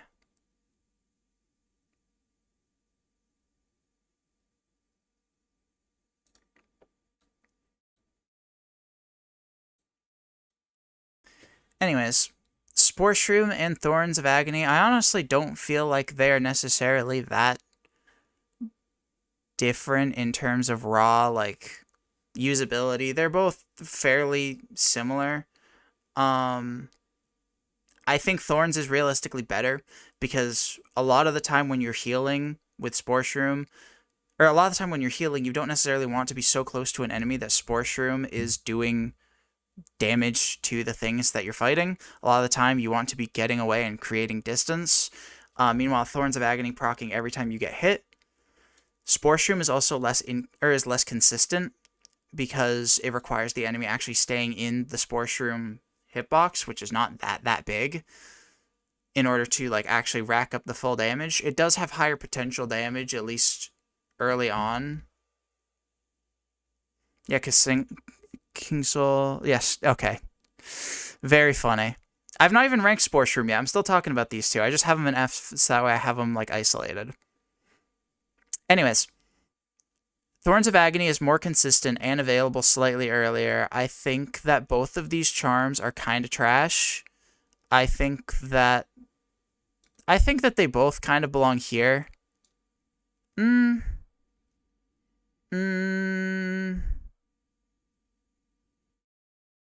Worse than Heavy Blow. Heavy Blow is a genuinely good option for one boss, basically, and that's about it. Thorns and Spore Shroom are never that good of an option.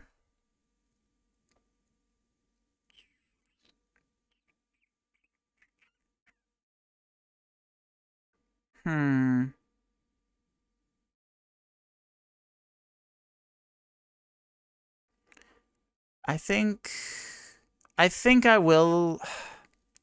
I think I will separate them, even though I feel pretty similarly about both of them. I think I'll bump Thorns up specifically, just because I think Thorns is extremely easy for anyone to use. I think Spore Shroom is not only bad, but you also need to be good at spacing where you're healing near enemies in order to get any value out of it. I think, generally speaking, Thorns is more applicable in more situations than Heavy Blow, even if it doesn't ever have a situation where it's as good as, like, a Lost Kin fight. Spore Shroom, I might even put Spore Shroom below Lifeblood Heart. Lifeblood Heart's trash and just worse than Fragile Heart, but at least there's some value to it. Spore Shroom's just bad. Heavy Blow is good if you know where to use it. Literally any boss with a low stagger count. Yeah, I'm aware. That's the reason it's not here. Like, I agree with you. I just don't necessarily think that it's even that good in those fights. I think that Heavy Blow is, like... There's a few fights where it's good. Spore Shroom unlocks the Shroom. Yeah, I'm not really taking that into account. I'm taking it into account, like, a little bit, but not really. Like, I guess technically I have been taking similar things into account with Yoni's and, like, Grimchild, but just because it's required for that doesn't necessarily mean that it's a good charm. I'm not going to stick it, like, here because, ooh, Mr. Mushroom Ending is really funny. But yeah, it does technically unlock Mr. Mushroom Ending, which, you know what? Maybe that will bump it over Lifeblood Heart for me. Yeah, sure. Why not? Lifeblood Heart's bad. I don't care. Just for you, buddy. Alright, I'm so glad you came back just in time for me to talk about, like, the charms that are ones that I'm less familiar with. Meaning that you're going to get to have an aneurysm as I spread misinformation. And feel free to correct me as much as you want. Let's talk Grubberfly, which is a charm that I have used a fair bit. Grubberfly is, to put it bluntly, kind of ass. Grubberfly gives your nail a projectile that only applies if you have full health or if you have Fury of the Fallen. it allows it to come out when you have 1 health. That's not very useful in 99% of scenarios. It's just kind of bad. It's got synergy with Lifeblood builds, not Yoni's build, mind you, because it doesn't work with Yoni's, but if you want to slap Lifeblood Core on and use this, there is merit to that, and it is genuinely solid in a lot of Radiant fights. I never personally used it that much in my Radiant adventures, but it is genuinely... I don't even know. What do I think? I think that Grubberflies is just so niche when it can actually be used when you only have 1 health, or like a little, or when you have, sorry, if you have full health, or 1 health if you have Fury. I think it's just so much more niche than just about anything in B tier. I think I'm going to slap it in here. I think that's a good home for it. The projectile is 50% nail damage. Yeah, it is. It's literally strength but ranged with a criteria. I mean, technically, it does 50% nail damage. You're so right. It does do strength amount if you think about it. But no, I think near the bottom of B tier is where it belongs. I think it's a perfectly usable one. I think it's genuinely very good in some scenarios and has genuinely very interesting synergies. I don't necessarily think it's a very applicable charm. I think that it's pretty niche in when it comes through, but when it comes through, it's genuinely good. Let's talk... God, I'm really running out of charms that I actually have, like, super, super strong opinions on. Let's talk Steady Body. This is going to be the charm that is the most contentious, because there is a lot of people that think Steady Body belongs, like, up here. And I understand that at high level play, this is optimal for DPS. It is genuinely an incredible charm. It makes watching, like, any clips of people blowing up Hollow Knight bosses with nail builds very, very good. Is this charm very good for 95% of Hollow Knight players? No. It's not. I do not like this charm. And I really do stand by that. I think if you're going purely off of the strength alone of the charm in the most optimal scenarios, I think that there's an argument for it to sit, like, I don't know, maybe here, maybe, like, here. But I just... It's good for bad players. I just don't agree. I think that, generally speaking, Steady Body is, like, a crutch. As early as, like, my first time getting it, when it was one of the first charms I got, I've used it, and I was like, wow, I hate this. I hate how it feels. I think that genuinely you're better off putting that notch towards just about anything else that isn't an F tier. Except for, like, Yoni's. I think most people do not get enough out of Steady Body to justify equipping it, unless you're at the high level player. So because of that, I'm going to compromise, because believe me, my gut instinct, if I were to rank this purely off of how much I use each charm and enjoy using each charm, okay?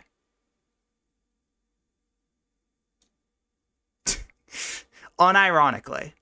But that's not what I'm taking into account. I'm trying to be a bit more objective. My personal preference does obviously weigh into it, but being more objective, I think most players won't get anything out of it. I think very, very good players will get stuff out of it, and I do think that there are the occasional new player that this will genuinely help enough to justify using a notch slot.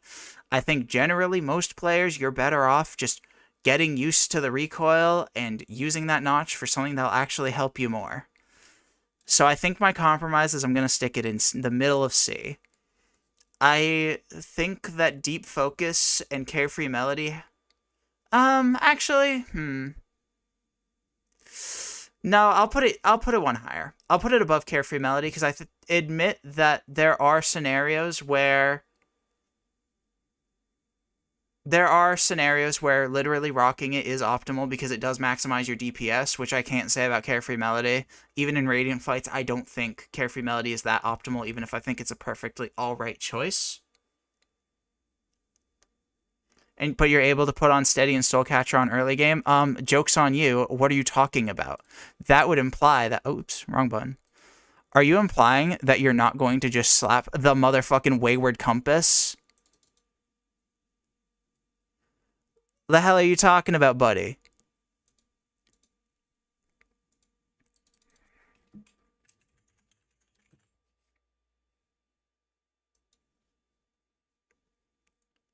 We're just going to make the cracked AF tier now.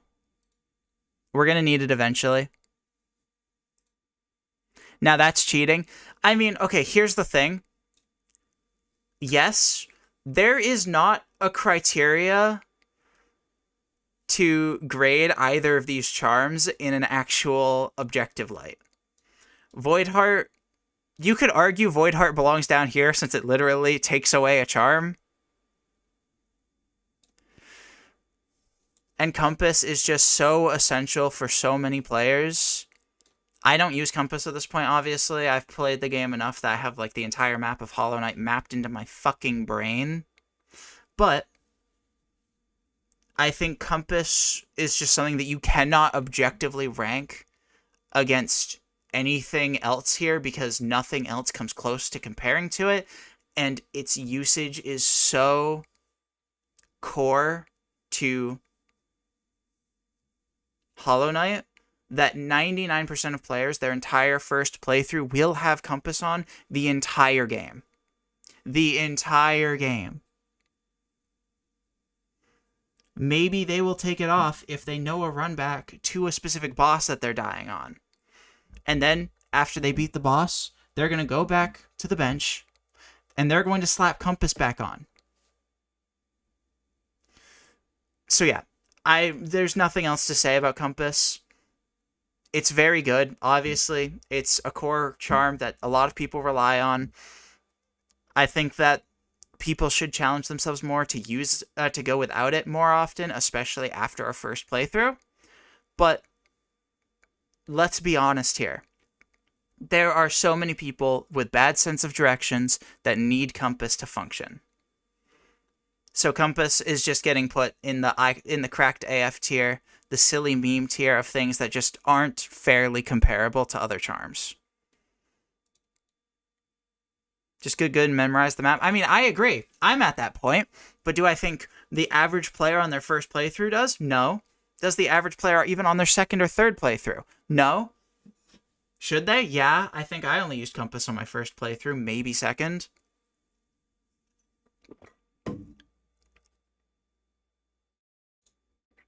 So yeah. Now we're getting down to, I think we're down to just about only charms that I don't actually like ever use, and most of my opinion is going to come from like secondhand sources.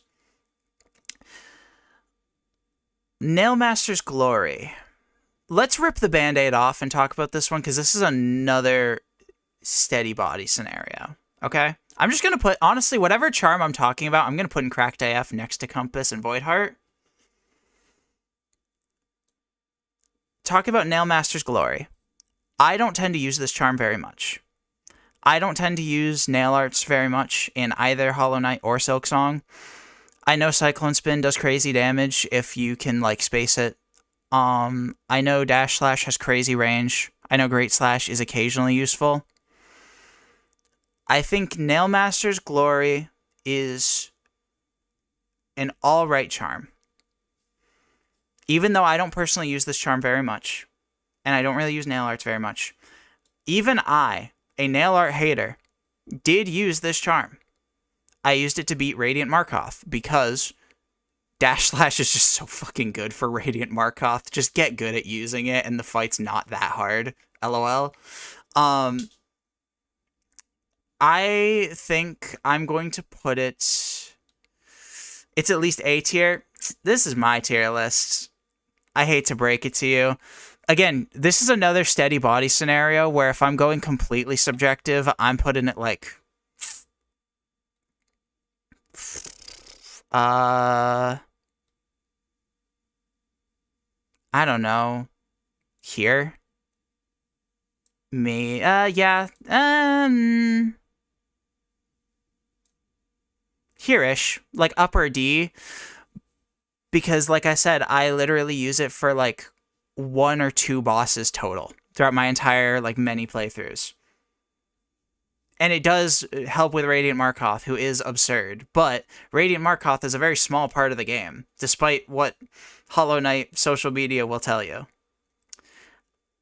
The actual answer I'm going to give, though, I think that... I think it's...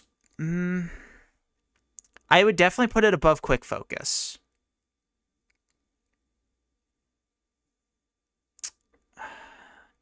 I think I'll put it here.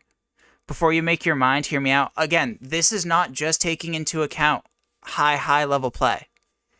I am taking into account people playing their first playthrough, playing their second playthrough, third playthrough, etc. It will not change my mind. I can assure you. The highest I would be willing to go with this is probably here. Tops. It's not even high level. You would be surprised. I have played this game many times. I've seen many people, like new players, play this game because I've exposed so many people to this game. And the amount of people that use nail arts is extremely limited. Nail arts feel sluggish on first playthrough. This eliminates that. I understand the argument, but I also... I understand where you're coming from, and I do think this charm is alright. Like, here's the thing. I'm higher on a lot of Hollow Knight charms than most people. I think that B tier charms are genuinely, like, good charms at least some of the time. I'm not saying Nail Master's Glory is bad, but what I am saying is I don't think it is actually that widely applicable for a lot of players to use. And I know personally, as someone who does put a lot of time into this game, as someone who, again, I'm not trying to act as though I'm any authority. I don't think anyone is inherently an authority on things like this. Regardless of your skill level, I think that if you can make a solid argument against something, Soul Eater's goated. Soul Eater's so good. Unironically, very good, even without overcharming, and I will stand by that. This charm is so good. I think Nail Master's Glory is significantly worse than Soul Eater. I would so much sooner use Soul Eater. I think Nail Master's Glory... Although, maybe I should put it above Heart. I think genuinely the absolute highest I'd be willing to give to this is this. But I just... Well, I think this is my compromise. I think this is my compromise. I'll put it at the very top of B. You can view it as very bottom of A if you want, because admittedly, I think the fact that it is a one-notch charm does make it like have more value than Double Song. I think that it can sit here. I think that that's a good home for it. Alright, let's do something where I'm not gonna get crucified too much. Let's talk about the money charms. Because believe me, amongst these four, we're gonna start hearing some takes. So let's talk money charms. Gathering Swarm and Fragile Greed / Unbreakable Greed. Unbreakable Greed is not real. Let's be honest here. The only reason you should ever be using Unbreakable Greed, ever, and the only reason you should ever bother getting Unbreakable Greed, ever, is if you just want it. Like, if you really want all the Unbreakable charms, sure. Get Unbreakable Greed. Have fun with that. You are spending so much money on a charm that gets you more money. Unbreakable Greed is never getting used, unless it's specifically you want to get all 3 Unbreakables, and you're like, fuck it, I'll do Greed first, so that way I can have it on forever, and then grind the rest of the money for the other Unbreakables. But do you really need all 3 Unbreakables? If we are being honest, it's because of the Vor? Alright, shit, you've convinced me. Greed can stay here. No, I'm just kidding. Now, in terms of Fragile Greed's use, I do think that this charm is the single one that is the least affected by its fragility, because you should only really ever use this charm if you are actively grinding Geo, and you should only be grinding Geo in a spot where you can reliably clear the area and then go back to a bench. I think that Unbreakable Strength being a fragile charm at first is genuinely a significant knock against it. I think Heart, it's like a small knock against it. Greed, it's not even really a knock against it because of the context that you would use it. I think... I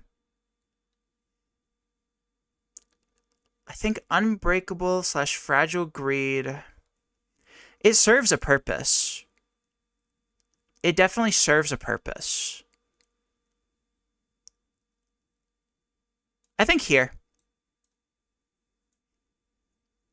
I think lower end of C tier. Yeah, I feel like this just makes sense. I don't think Greed is an amazing charm by any means, but I certainly think it's a usable charm. Now let's talk about Gathering Swarm. Gathering Swarm, I'm actually higher on. Gathering Swarm is really nice in Hollow Knight because, unlike Silksong, currency doesn't explode when it touches spikes. So having a charm that brings currency to you is so valuable because of how much Geo just casually fun, or I'm reading chat while speaking, so I saw the word fun, I said fun. I think Gathering Swarm is unironically very good. I think it's not like, when I say very good, I'm not talking like even here. Obviously not. But I think in terms of getting money, Greed is the charm that you slap on when you are specifically money grinding. Gathering Swarm is the charm you slap on when you are actively going adventuring and you have a free notch slot, because I think it's only one notch, or is it two? It's one, right? Unlike Greed, which is two. Let me double check. I have another window that I've been checking. Fact checking myself real quick, because I believe it's only one notch. Yeah. It's only one notch. You can slap this on just about any time that you want more Geo while you're out adventuring. And it will increase the amount of Geo that you're getting pretty significantly just because of how much is going to fall into spikes. That alone is really nice. And that's ignoring the convenience of it. I think that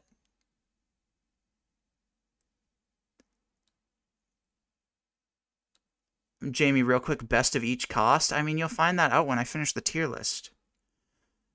Best 4-notch? I mean, what do you think? There's, like, I've ranked all of the 4-notches. Tell me what you think the best 4-notch is, and I'll tell you what. Is right here. You want to know what the best 5-notch is? Oh, it's right here.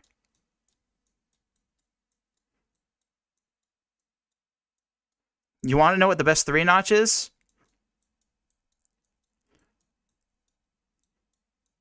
Yeah, spoiler alert, I am not going to be putting Fluke Nest at the top. Chat, best 0-notch? I think it's Compass if you install the Wayward Compass mod. I think that's my answer. Anyways, going back to Gathering Swarm, where the fuck did I even leave it? I put it back down here. Gathering Swarm, I think I'm going to rank as, like, I think it's here. I think it's just a charm you can just kind of slap on whenever you want. Actually, no, yeah. I think Sprintmaster and Gathering Swarm are both charms that you can just kind of slap on and justify because they cost 1 notch if you already have, like, Grub Song on. And then Sprintmaster has the added synergy of, like,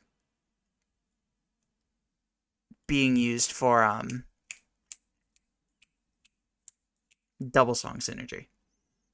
So, like, both of these, most of the time, are just charms that you slap on because you have a free notch and you don't have something better to do and you don't want to overcharm, and that's cool.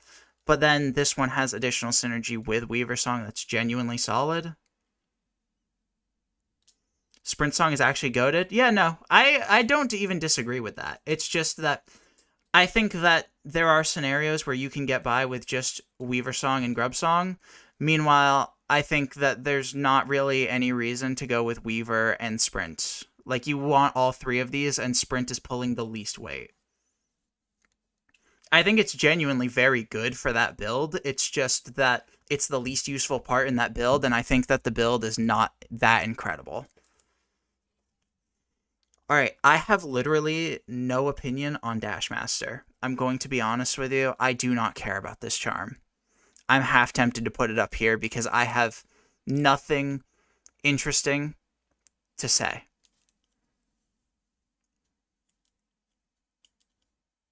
Like, honestly, I have no thoughts on Sprint Master or on Dash Master to the point where I'm slapping it here. I'm putting it below Sprint Master and Gathering Swarm because it costs 2 notches instead of 1. What? What are you about to tell me about Sprint Master? Because feel free to educate me. This is one where I admit I know nothing about this charm. I just don't care about being able to dash more often. I've just never been in a scenario where I wish I had that. I've never been in a scenario where I wish I had the downwards dash. I just don't care about this charm.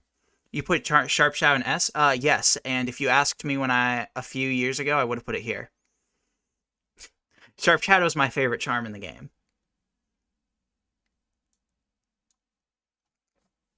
But yeah, I have nothing interesting to say about Dash Master. This is one where if you disagree, I believe you. I don't care. It gives you 1 nail hit. It's not for the damage. Also, it's 1.5. I don't care that it gives you the nail hit. I care that it makes it so that way your dash is like 1.5 times longer and can just phase through so many bosses. You can basically just beat Pure Vessel by spamming the shit out of the dash button. Dashmaster raises Sharp Shadow. Alright, hang on. You might be cooking then. Like, yes, it's obviously there is synergy there, and that is something to take into account, but I just... most of the time, Sharp Shadow is going to be enough, and Sprint... or, oh my god, I keep saying Sprint Master. Dash Master costing 2 notches most of the time just isn't worth it, in my opinion. So, I'm just going to slap it here. I also feel like bandaging this and stapling it onto Sharp Shadow here defeats the purpose, because Sharp Shadow is like really good and only costs 2 notches. Making Sharp Shadow a little better at the cost of 4 notches just doesn't sound very useful to me in a game where you only get 11 notches and most of the best charms in the game cost 3. So I'm going to put Dash Master here, and I'm probably going to go through everything and slightly adjust things as I go. Like after I finish putting everything on to see, because some of these tiers are looking a little lopsided. Let's talk about Fluke Nest. I'm going to be honest with you, okay? I think that this charm is really bad. I know that there was tricks with it in speedrunning. I know that it's really good in that specific context and only that specific context. On current patch, it's been patched out, and this charm is not very good. Feel free to correct me if I'm wrong about that. I don't pay that much attention to the speedrunning scene. If you want to tell me something crazy about Fluke Nest, go for it. I have nothing good to say about this charm. It takes away your best ranged option and makes it significantly less ranged. I saved these ones for the last because they're the ones I have the least opinion on. Can we make a category of I don't give a fuck? For the memes, the best you would get if I did that, like, I already have that. It's called Cracked AF. And if I were going to, like, keeping Fluke Nest in with Voidheart and Compass is really funny, but my honest opinion, if you really want to take into account its use in previous patch speedrunning, I guess here I might need to move some of these Ds into F, even though they do technically have a use.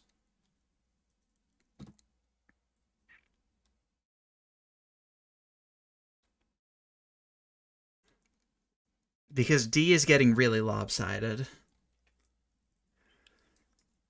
Like, is there any real reason I shouldn't just slap this here and move on? Is there any way you're convincing me on this one? For the record, I would put it like down here if not for the fact that it is extremely vital in early patch speedrunning.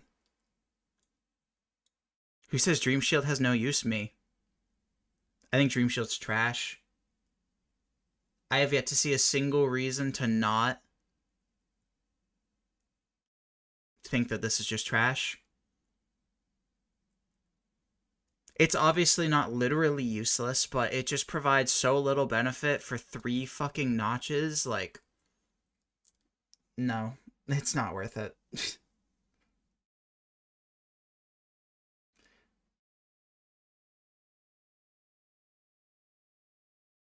It wastes 3 notches and is objectively the most hated charm in the game and does virtually nothing other than lag your game. Are you talking Fluke Nest or Shield? Because I was hearing like some whispers of people like were defending this charm, and I don't know how real that is. I avoided looking into it because I don't care, because this charm is ass and I'm never going to be convinced. I've genuinely tried to use this charm. In my first playthrough, I unironically used Dream Shield for a little bit because I thought it looked cool, and you know what? It sucks.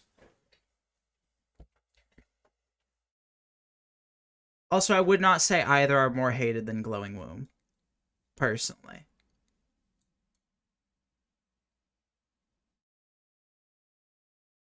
Should I even put Fluke Nest this high? For... maybe here. Maybe bottom of D. It has a use in speedrunning. It obviously does.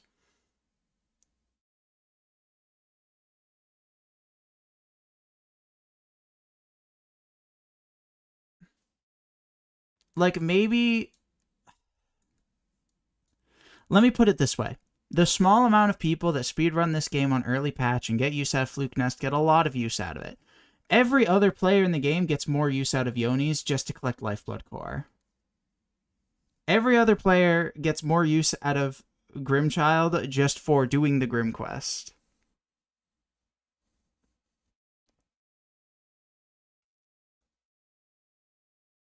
It's extremely good in early speedrunning. And, like, obviously most speedrunners are going to speedrun on early patch. Fluke Nest with Dung Defender? I thought that synergy was really bad. Is it not? Or are you shitposting? Okay, literally belongs in the For the Memes category. Okay, we're moving on. We're moving on. Alright, let's talk Fury of the Fallen. I have similar things to say about it than Fluke Nest. Let's start with the positives. It only costs 2 notches. Way more reasonable.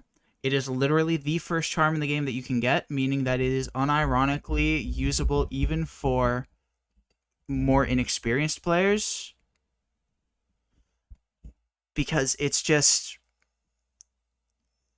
available so early before you get other charms that even if you're not getting a lot of use out of it, it's still better than nothing.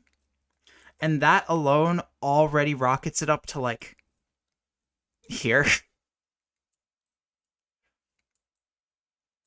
Like, just the fact that it's the first charm you can get and is genuinely okay, that alone just makes it automatically a good charm. It is obviously very good in speedrunning contexts. It's obviously very good in synergy. It synergizes really well with Lifeblood charms if you... well, no, it doesn't. Because there's no way that you'd be able to drop your health without dropping the Lifeblood. So no, never mind. It's not good with Lifeblood charms. It's good with finding Lifeblood. That's pretty funny, but... it's very good with Grubberflies. I don't think I'm going to rank Fury of the Fallen that high, because again, speedrunning is not the main context I'm thinking about here.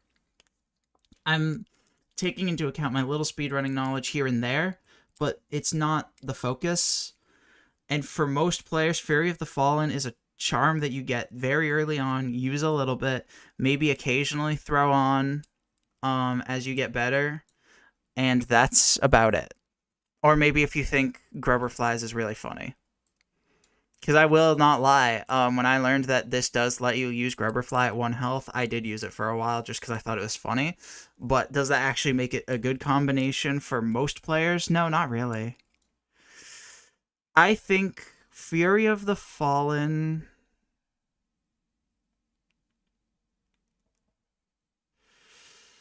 I think Fury of the Fallen can sit like...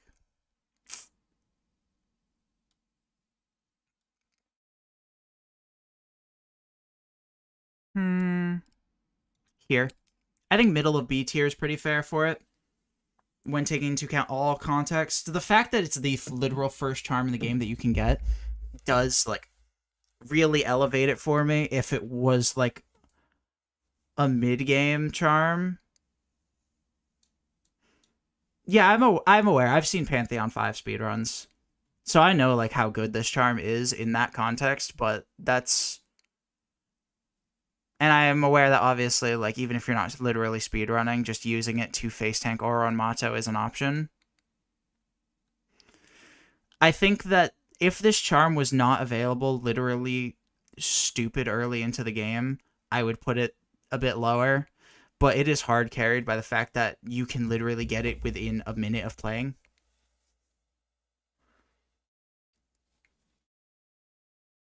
Yeah, I think middle of B tier is fair. I think that most players are not actually going to get that much use out of it, but most players that find it will at least use it for a tiny bit, and they will probably at least occasionally get a hit or two out of it.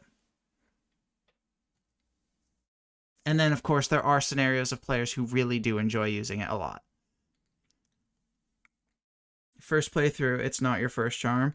That's not true. I got it first. There's a knowledge check. I pogoed spikes on my first playthrough. That's all I'm saying. I saw that I could pogo off of enemies and went, okay, hang on, what else can I pogo off of? And tried pogoing off of spikes and went, oh, okay, cool. Most people don't. Yes, but there are a genuine, like, decent amount of people that will. Like, I am not the only one. That's because you're weird? No, because I'm autistic and have pattern recognition. Thank you. Get it right. Alright. Now let's talk Dreamwielder. Dreamwielder is a really hard charm for me to rank because it's similar to Nailmaster's Glory, where I admit that it has its uses. I admit that there's some good stuff going on here, but it's not a charm I tend to gravitate towards personally. I don't tend to use Dreamnail in combat very much, and maybe I just never developed the habit, and that's the reason why I don't really like this charm very much. But I must acknowledge something, okay? This speeds up your Dreamnail stupid amount. Like, stupid amount.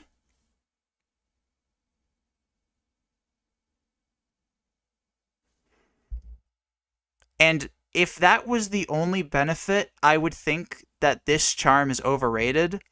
But the fact that it doubles the amount of soul that you get, getting 2 heals or spells worth of soul from Dreamnailing something with this thing on for only 1 notch, I may not like this charm, but I must confess, this is a very solid charm. I'm probably going to put it lower than some people would like, but understand, if I'm going rawly off my usage stats, may I remind you, this is sitting like, I don't know, here. However, I must acknowledge, objectively speaking, this charm is incredibly useful if you can get good at Dreamnail timing, and it becomes so much easier to do that when you have this on because it's so much faster. This charm has, in my opinion, the second most value for 1 notch that you can get. I think that it's not Grubsong. I think Grubsong is still better, just solely for the fact that it's... anyone can get mileage out of Grubsong for 1 notch. Dreamwielder does have a learning curve on it. It does have, like, it does require the player to actively use a move that there are a lot of players that don't tend to use it in combat. But I must admit, the actual value you get from the charm, it is definitely in A tier. Jamie, have you tried making yourself suffer through Pantheon 5 with all one-notch charms? No, and I would rather die.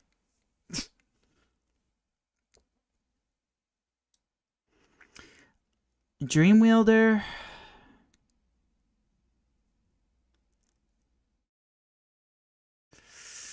I think I'll put Dreamwielder here. I think that's as high as I'm willing to go for a charm that I don't personally like. For one notch, I can justify putting it over Soul Eater personally because, like, I love Soul Eater. I think Soul Eater's so good, but it is 4 notches. And do you get 4 times the value of Dreamwielder, considering they are both literally tools that help you generate more soul? Not really. I do think that... Well, Am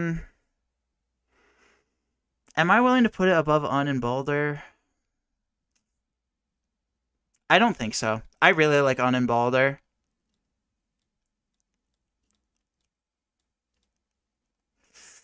I'm pondering within my head for a moment. I should be, like, speaking my thoughts out loud. Maybe I put Spell Twister a little too high at first.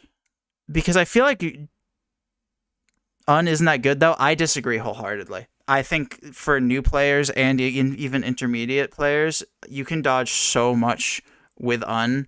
Un is the reason I was able to beat Pantheon 5 for the first time, because it's so good against Abzerad, it's so good against Base Radiance, it's genuinely pretty decent against, like, Nightmare King Grim and Baby Grim. Any boss that specializes in alternating hitboxes, it's just so good. And that's ignoring Quick Focus Synergy, which is genuinely, like, real. Even though it's not great, it is real.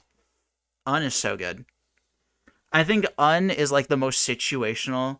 How do you beat Pantheon 5 wasting 2 notches on Un? Because, actually, technically speaking, I did technically put it on right before Pure Vessel.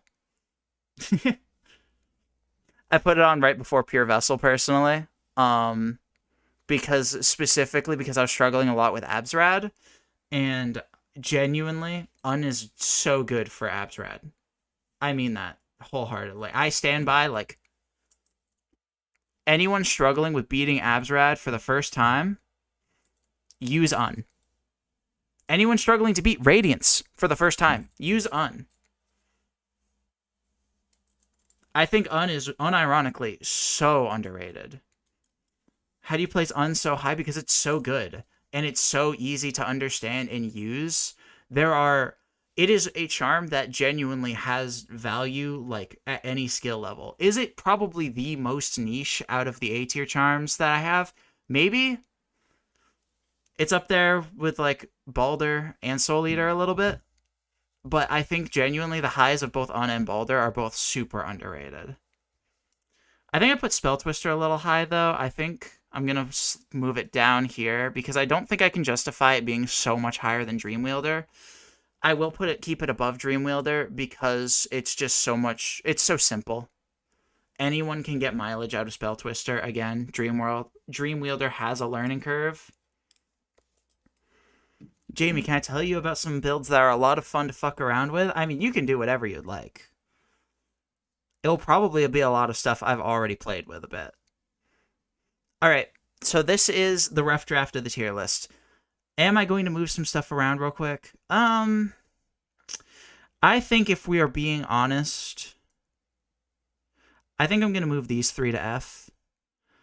Like, technically speaking, I do think that they are more useful than Stalwart, Glowing Womb, and Dream Shield. I think these 3 do genuinely, like, have some use, which I genuinely don't feel like these 3 charms are ever, like, worth equipping because just the charm notches are better spent on other things. But not even when you're using these 2 charms, even when you're using these two charms, you don't want to. You have to use these two charms, but you don't want to use them. Honestly, going off that argument, maybe I put Fluke Nest at the top of F. Nah, it's the only one that's not, like, low-key kind of required. Alright, B is looking a little big. I think I'll move Dash Master, Gathering Swarm, and... I think I'll move Dash Master and Gathering Swarm to top of C instead. Although, honestly...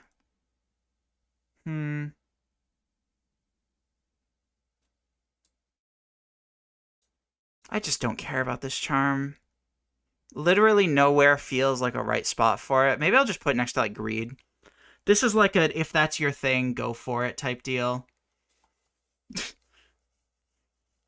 Yeah, sure, good enough.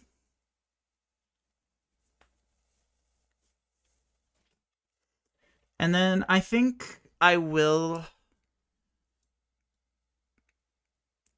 round out the top 5 charms by putting Grub Song up at the top S tier. I think having S tier be a clear top 5 is just pretty clean. Do I want to make any more adjustments? I don't think so.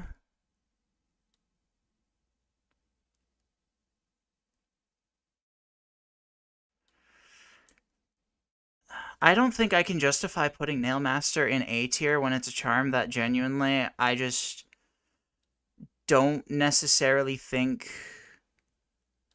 Like, I can justify putting Dreamwielder up here even though I don't use it because of just how much objective strength it has. Okay, let me look at the wiki page before I spread misinformation. Does Nailmaster's Glory only increase the speed in which you can do it? Or does it do anything else? It just reduces the time needed, which obviously the nail arts are strong, don't get me wrong, but I don't think that's just nearly valuable enough for me to justify putting in A tier. Dreamwielder I can justify because not only does it make it fast, it also doubles what it does. Like, that's crazy. I think Nailmaster being top of B is what I want. I think I'm pretty happy with this. I'm, like, glancing over to see if there's anything that I've changed my mind on. Weaver Song might be slightly high, honestly. You know what? I think I'm going to raise Soulcatcher a bit. This has the Fury of the Fallen thing, where you can just get it so stupid early that it's genuinely pretty solid. And even throughout, like, the entire game, there are times where it is so justifiable to just slap this charm on to get yourself a little bit more soul. I don't think it's better than Soul Eater, even though it is way later and so expensive most people won't use it unless they're overcharming. I think that the payout of it is just so absurd. I think a lot of people are confused why Defender's Crest is top of D, because genuinely it trivializes Lostkin and Broken Vessel. Like, genuinely, those bosses, when they don't have ads, just don't exist. It is useful for 2 bosses, but it is genuinely very good for those 2 bosses and only costs 1 notch.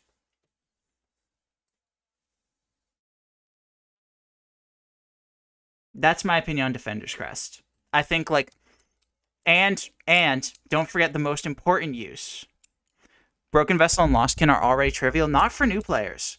You gotta remember, I'm not just talking about my experience. I don't even use Defenders, really. But as someone who, on my first playthrough, got absolutely murderized by both Broken Vessel and Lostkin over and over, I can assure you, there are people that struggle with those bosses. I know personally, I struggled to see the balloons a lot of the time because it was orange on an orange background, and I couldn't see what the fuck I was looking at. And you know what? If I had Defenders equipped on, I would have had a way better time. Plus, Defenders has a use that is better than anything in D tier, and that right there is making Leg Eater's charms cheaper, as well as repairing them. That is better than anything any of the D tier charms do, as far as I'm concerned.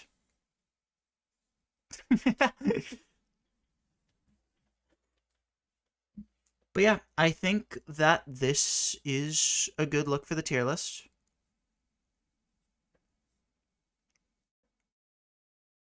I'm pretty content with this. I think that overall, I wasn't sure going into this if I was still going to put Shamans at number 1. I think throughout my Hollow Knight experience, like any of these top 5 or any of these top 6 except for Grub Song, at some point I would have considered the best charm in the game. I as much value as Grub Song is, I would never call it the best charm in the game. It doesn't do that much, but it's just so consistent at what it does for so cheap that it's so good. I think that over time I've soured a bit on Mark of Pride.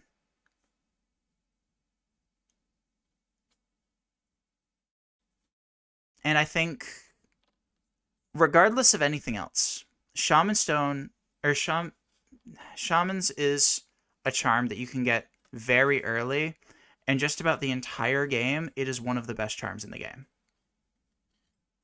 And that alone already just makes it the best charm, in my opinion. Are there other charms that at various points of the game provide more? Yeah, absolutely. I think that in some scenarios, Unbreakable Strength pulls out more, like specifically for Pantheons. I think the same can honestly probably be said for Quick Slash.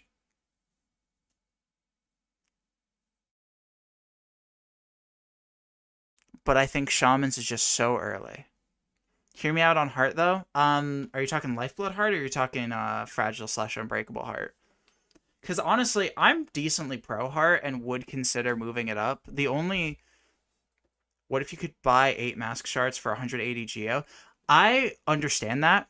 Literally, my issue that I had when I ranked Heart is just what it boils down to is it's hard to justify new players using it a lot of the time if they don't feel the 2 masks that they're going to be gaining is going to stop them from dying.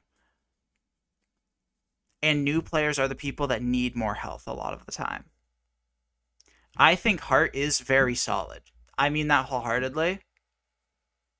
1 mask per notch is hard to justify. No, that's not what I'm saying. I'm saying the fact that it's hard to justify using it when you are a newer player because you just will lose it so early on. And that's like the main demographic that would get a lot out of it. Now, do I think this charm is very good? Absolutely. In fact, no, I think you are right that I do have it a little too low. I think I'll at least put it over Weaver Song. I think my main argument for Weaver Song is just that there's like nothing that replaces it, really. Specifically Double Song. But I think that this does pull enough strengths that even though it is a fragile charm, like I said earlier, I don't think it is as big of a detriment to it as strength is, because it makes it harder for you to die and therefore less likely for it to break. You're hovering that over Glory. That was my gut instinct, but I think realistically the honest answer is I will keep Glory over it. Like, I think in my heart of hearts I want to do this, but I don't think I can actually justify it. Okay.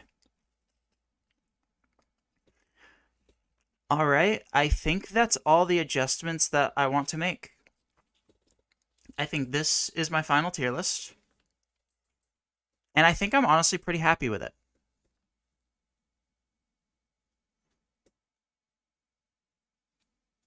Glory should be bottom of A tier and knockdown catcher. Yeah, no.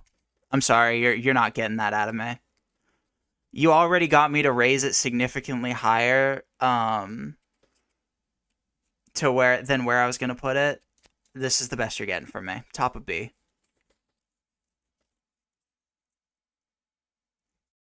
But yeah. Please, Jamie, I need this. You know what? Here you go. Get your screenshot. And, oh, it's gone. Goodbye. Hope you got the screenshot. All right. That is the final tier list. I think that that's going to do it for tonight. I was going to try to sleep. I was aiming to be off stream by 2, and it is now 2:30, and I have to be at work in, less than 10 hours. So, I think it's about time that I go to sleep. Thanks for coming along. I hope you had fun. I hope that whether you agree with my takes or not, I don't care. I do not care if you agree with my takes or not. Everyone is entitled to their own opinion. However, I hope that at the very least you can understand my rationale and understand my arguments, and you can disagree with them for whatever reason, but I do stand by a lot of my takes. But thank you all for watching. I'll see you next time. And let me tell you, this is going to be a bitch of a VOD to edit. These takes came out of a volcano, not gonna lie. I'll tell you what, I'll stick around for like just 2 more minutes. Pick a take that you need me to justify to you. Besides Nailmaster. I've already given you that, you just don't accept it.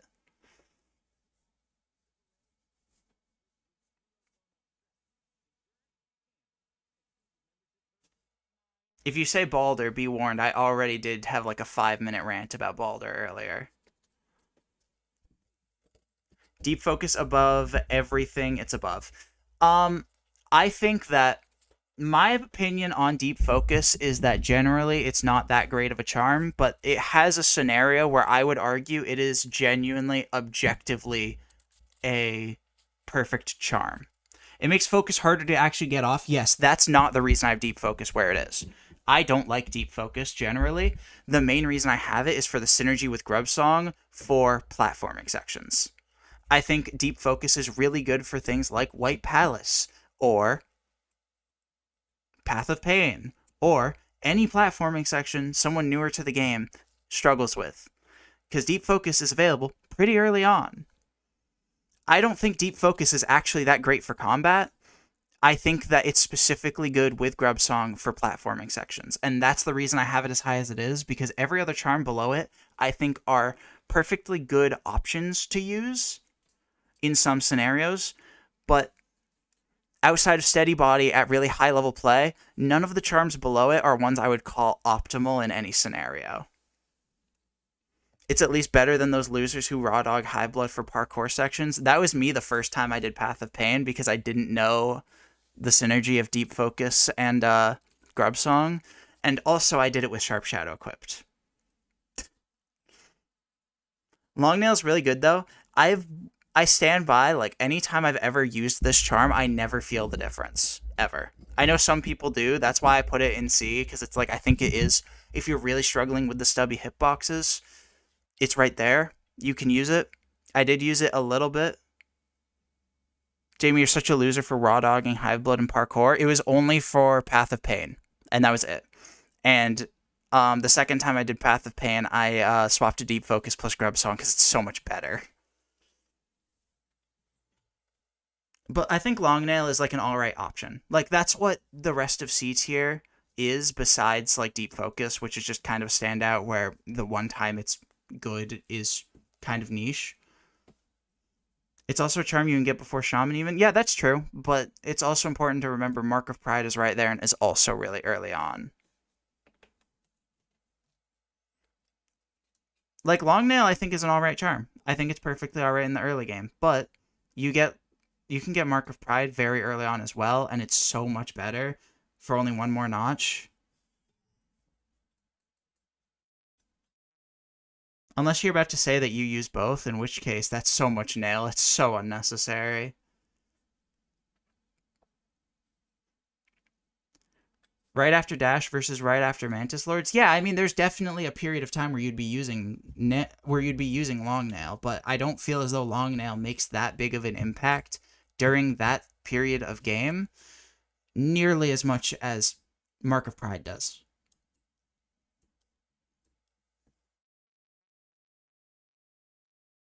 Like, I don't think long nail is a bad charm, but I don't think it honestly adds that much nail to you, and it really is only useful if you really are struggling with the small hitboxes. Because if you are like, let me put it this way: long nail giving you a little bit more range, a very slight amount more range, is definitely useful. I am not at all debating that. But I am stating that I don't think that the tiny bit you gain from it is actually that impactful in the long term. I think that there are people that are going to struggle against either specific enemies, specific bosses, or in general to get hits.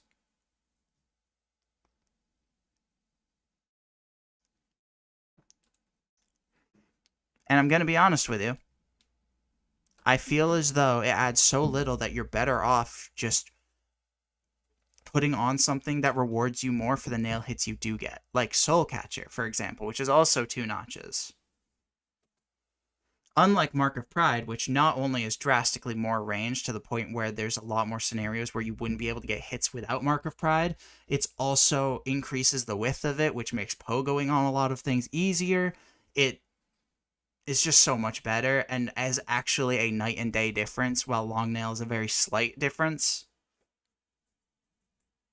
But again, C tier is full of charms that I think are genuinely decent options.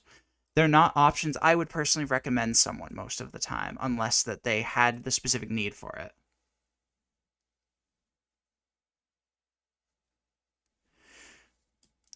Bro, even at levels of gameplay, can still feel a bit uncomfortable without nail length. I don't agree, personally. I did most of my Radiant bosses without either Mark of Pride or Long Nail on. Like, I leaned a lot more into, like, Soul Eater and Shamans.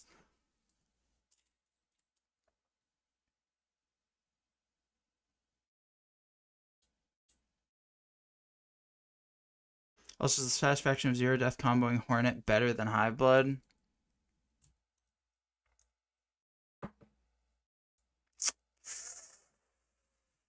No. Because Hornet's easy. Yeah. Alright, you get one more take that you want to ask about, and then I'm going to bed. One more. And this is not making it into the edited video. I've already said my ending point. I want to go to bed. But it's so satisfying to stagger form. Yeah, that's fair.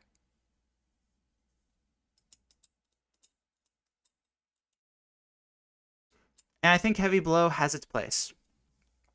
I just think it's too niche for me to justify putting it next to less niche charms. Me putting Dash Master there is honestly just trying my best to be objective, but my honest thought is like, like here. But I know that's not actually real. It's not a charm that caters to me very much. I don't get any use out of the downwards dash the way some people can, and the dashing more often doesn't help me that much, and I don't think that the notches are worth it to increase Sharp Shadow. Even though I love Sharp Shadow, my favorite charm. Yeah. Alright. Greed goes under Dash Master. Nah. Greed's more irreplaceable than... Well, I guess that's actually not true. You know what? Fine. I'll settle for that. I can live with that. I think if this is your sort of thing, it's a perfectly viable option.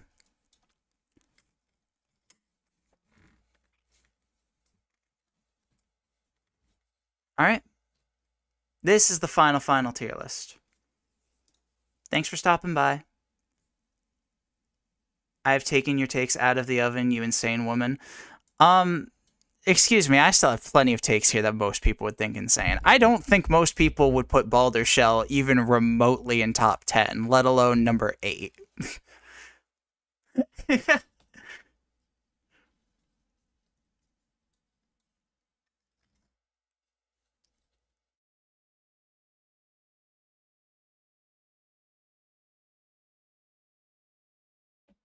But alright. I'm going to head out for the night. Thanks again for stopping by. I'm going to get going. I didn't say Baldur's Shell can't be argued with you. I said that I have so many reasons. Check the VOD if you want. I'm going to bed. Have a great night. And I will see you some... What do you want? I want to go to sleep. What do you want? Goodbye and good night. Thank you. Very cool, Mr. Phobie-Talks. Very cool. I don't know why I'm waving. You can't see my hands. All right. Have a good night, and I will stream sometime next week. Hopefully, probably 2 streams. Probably on either Sunday or Monday will be the next stream. We'll see.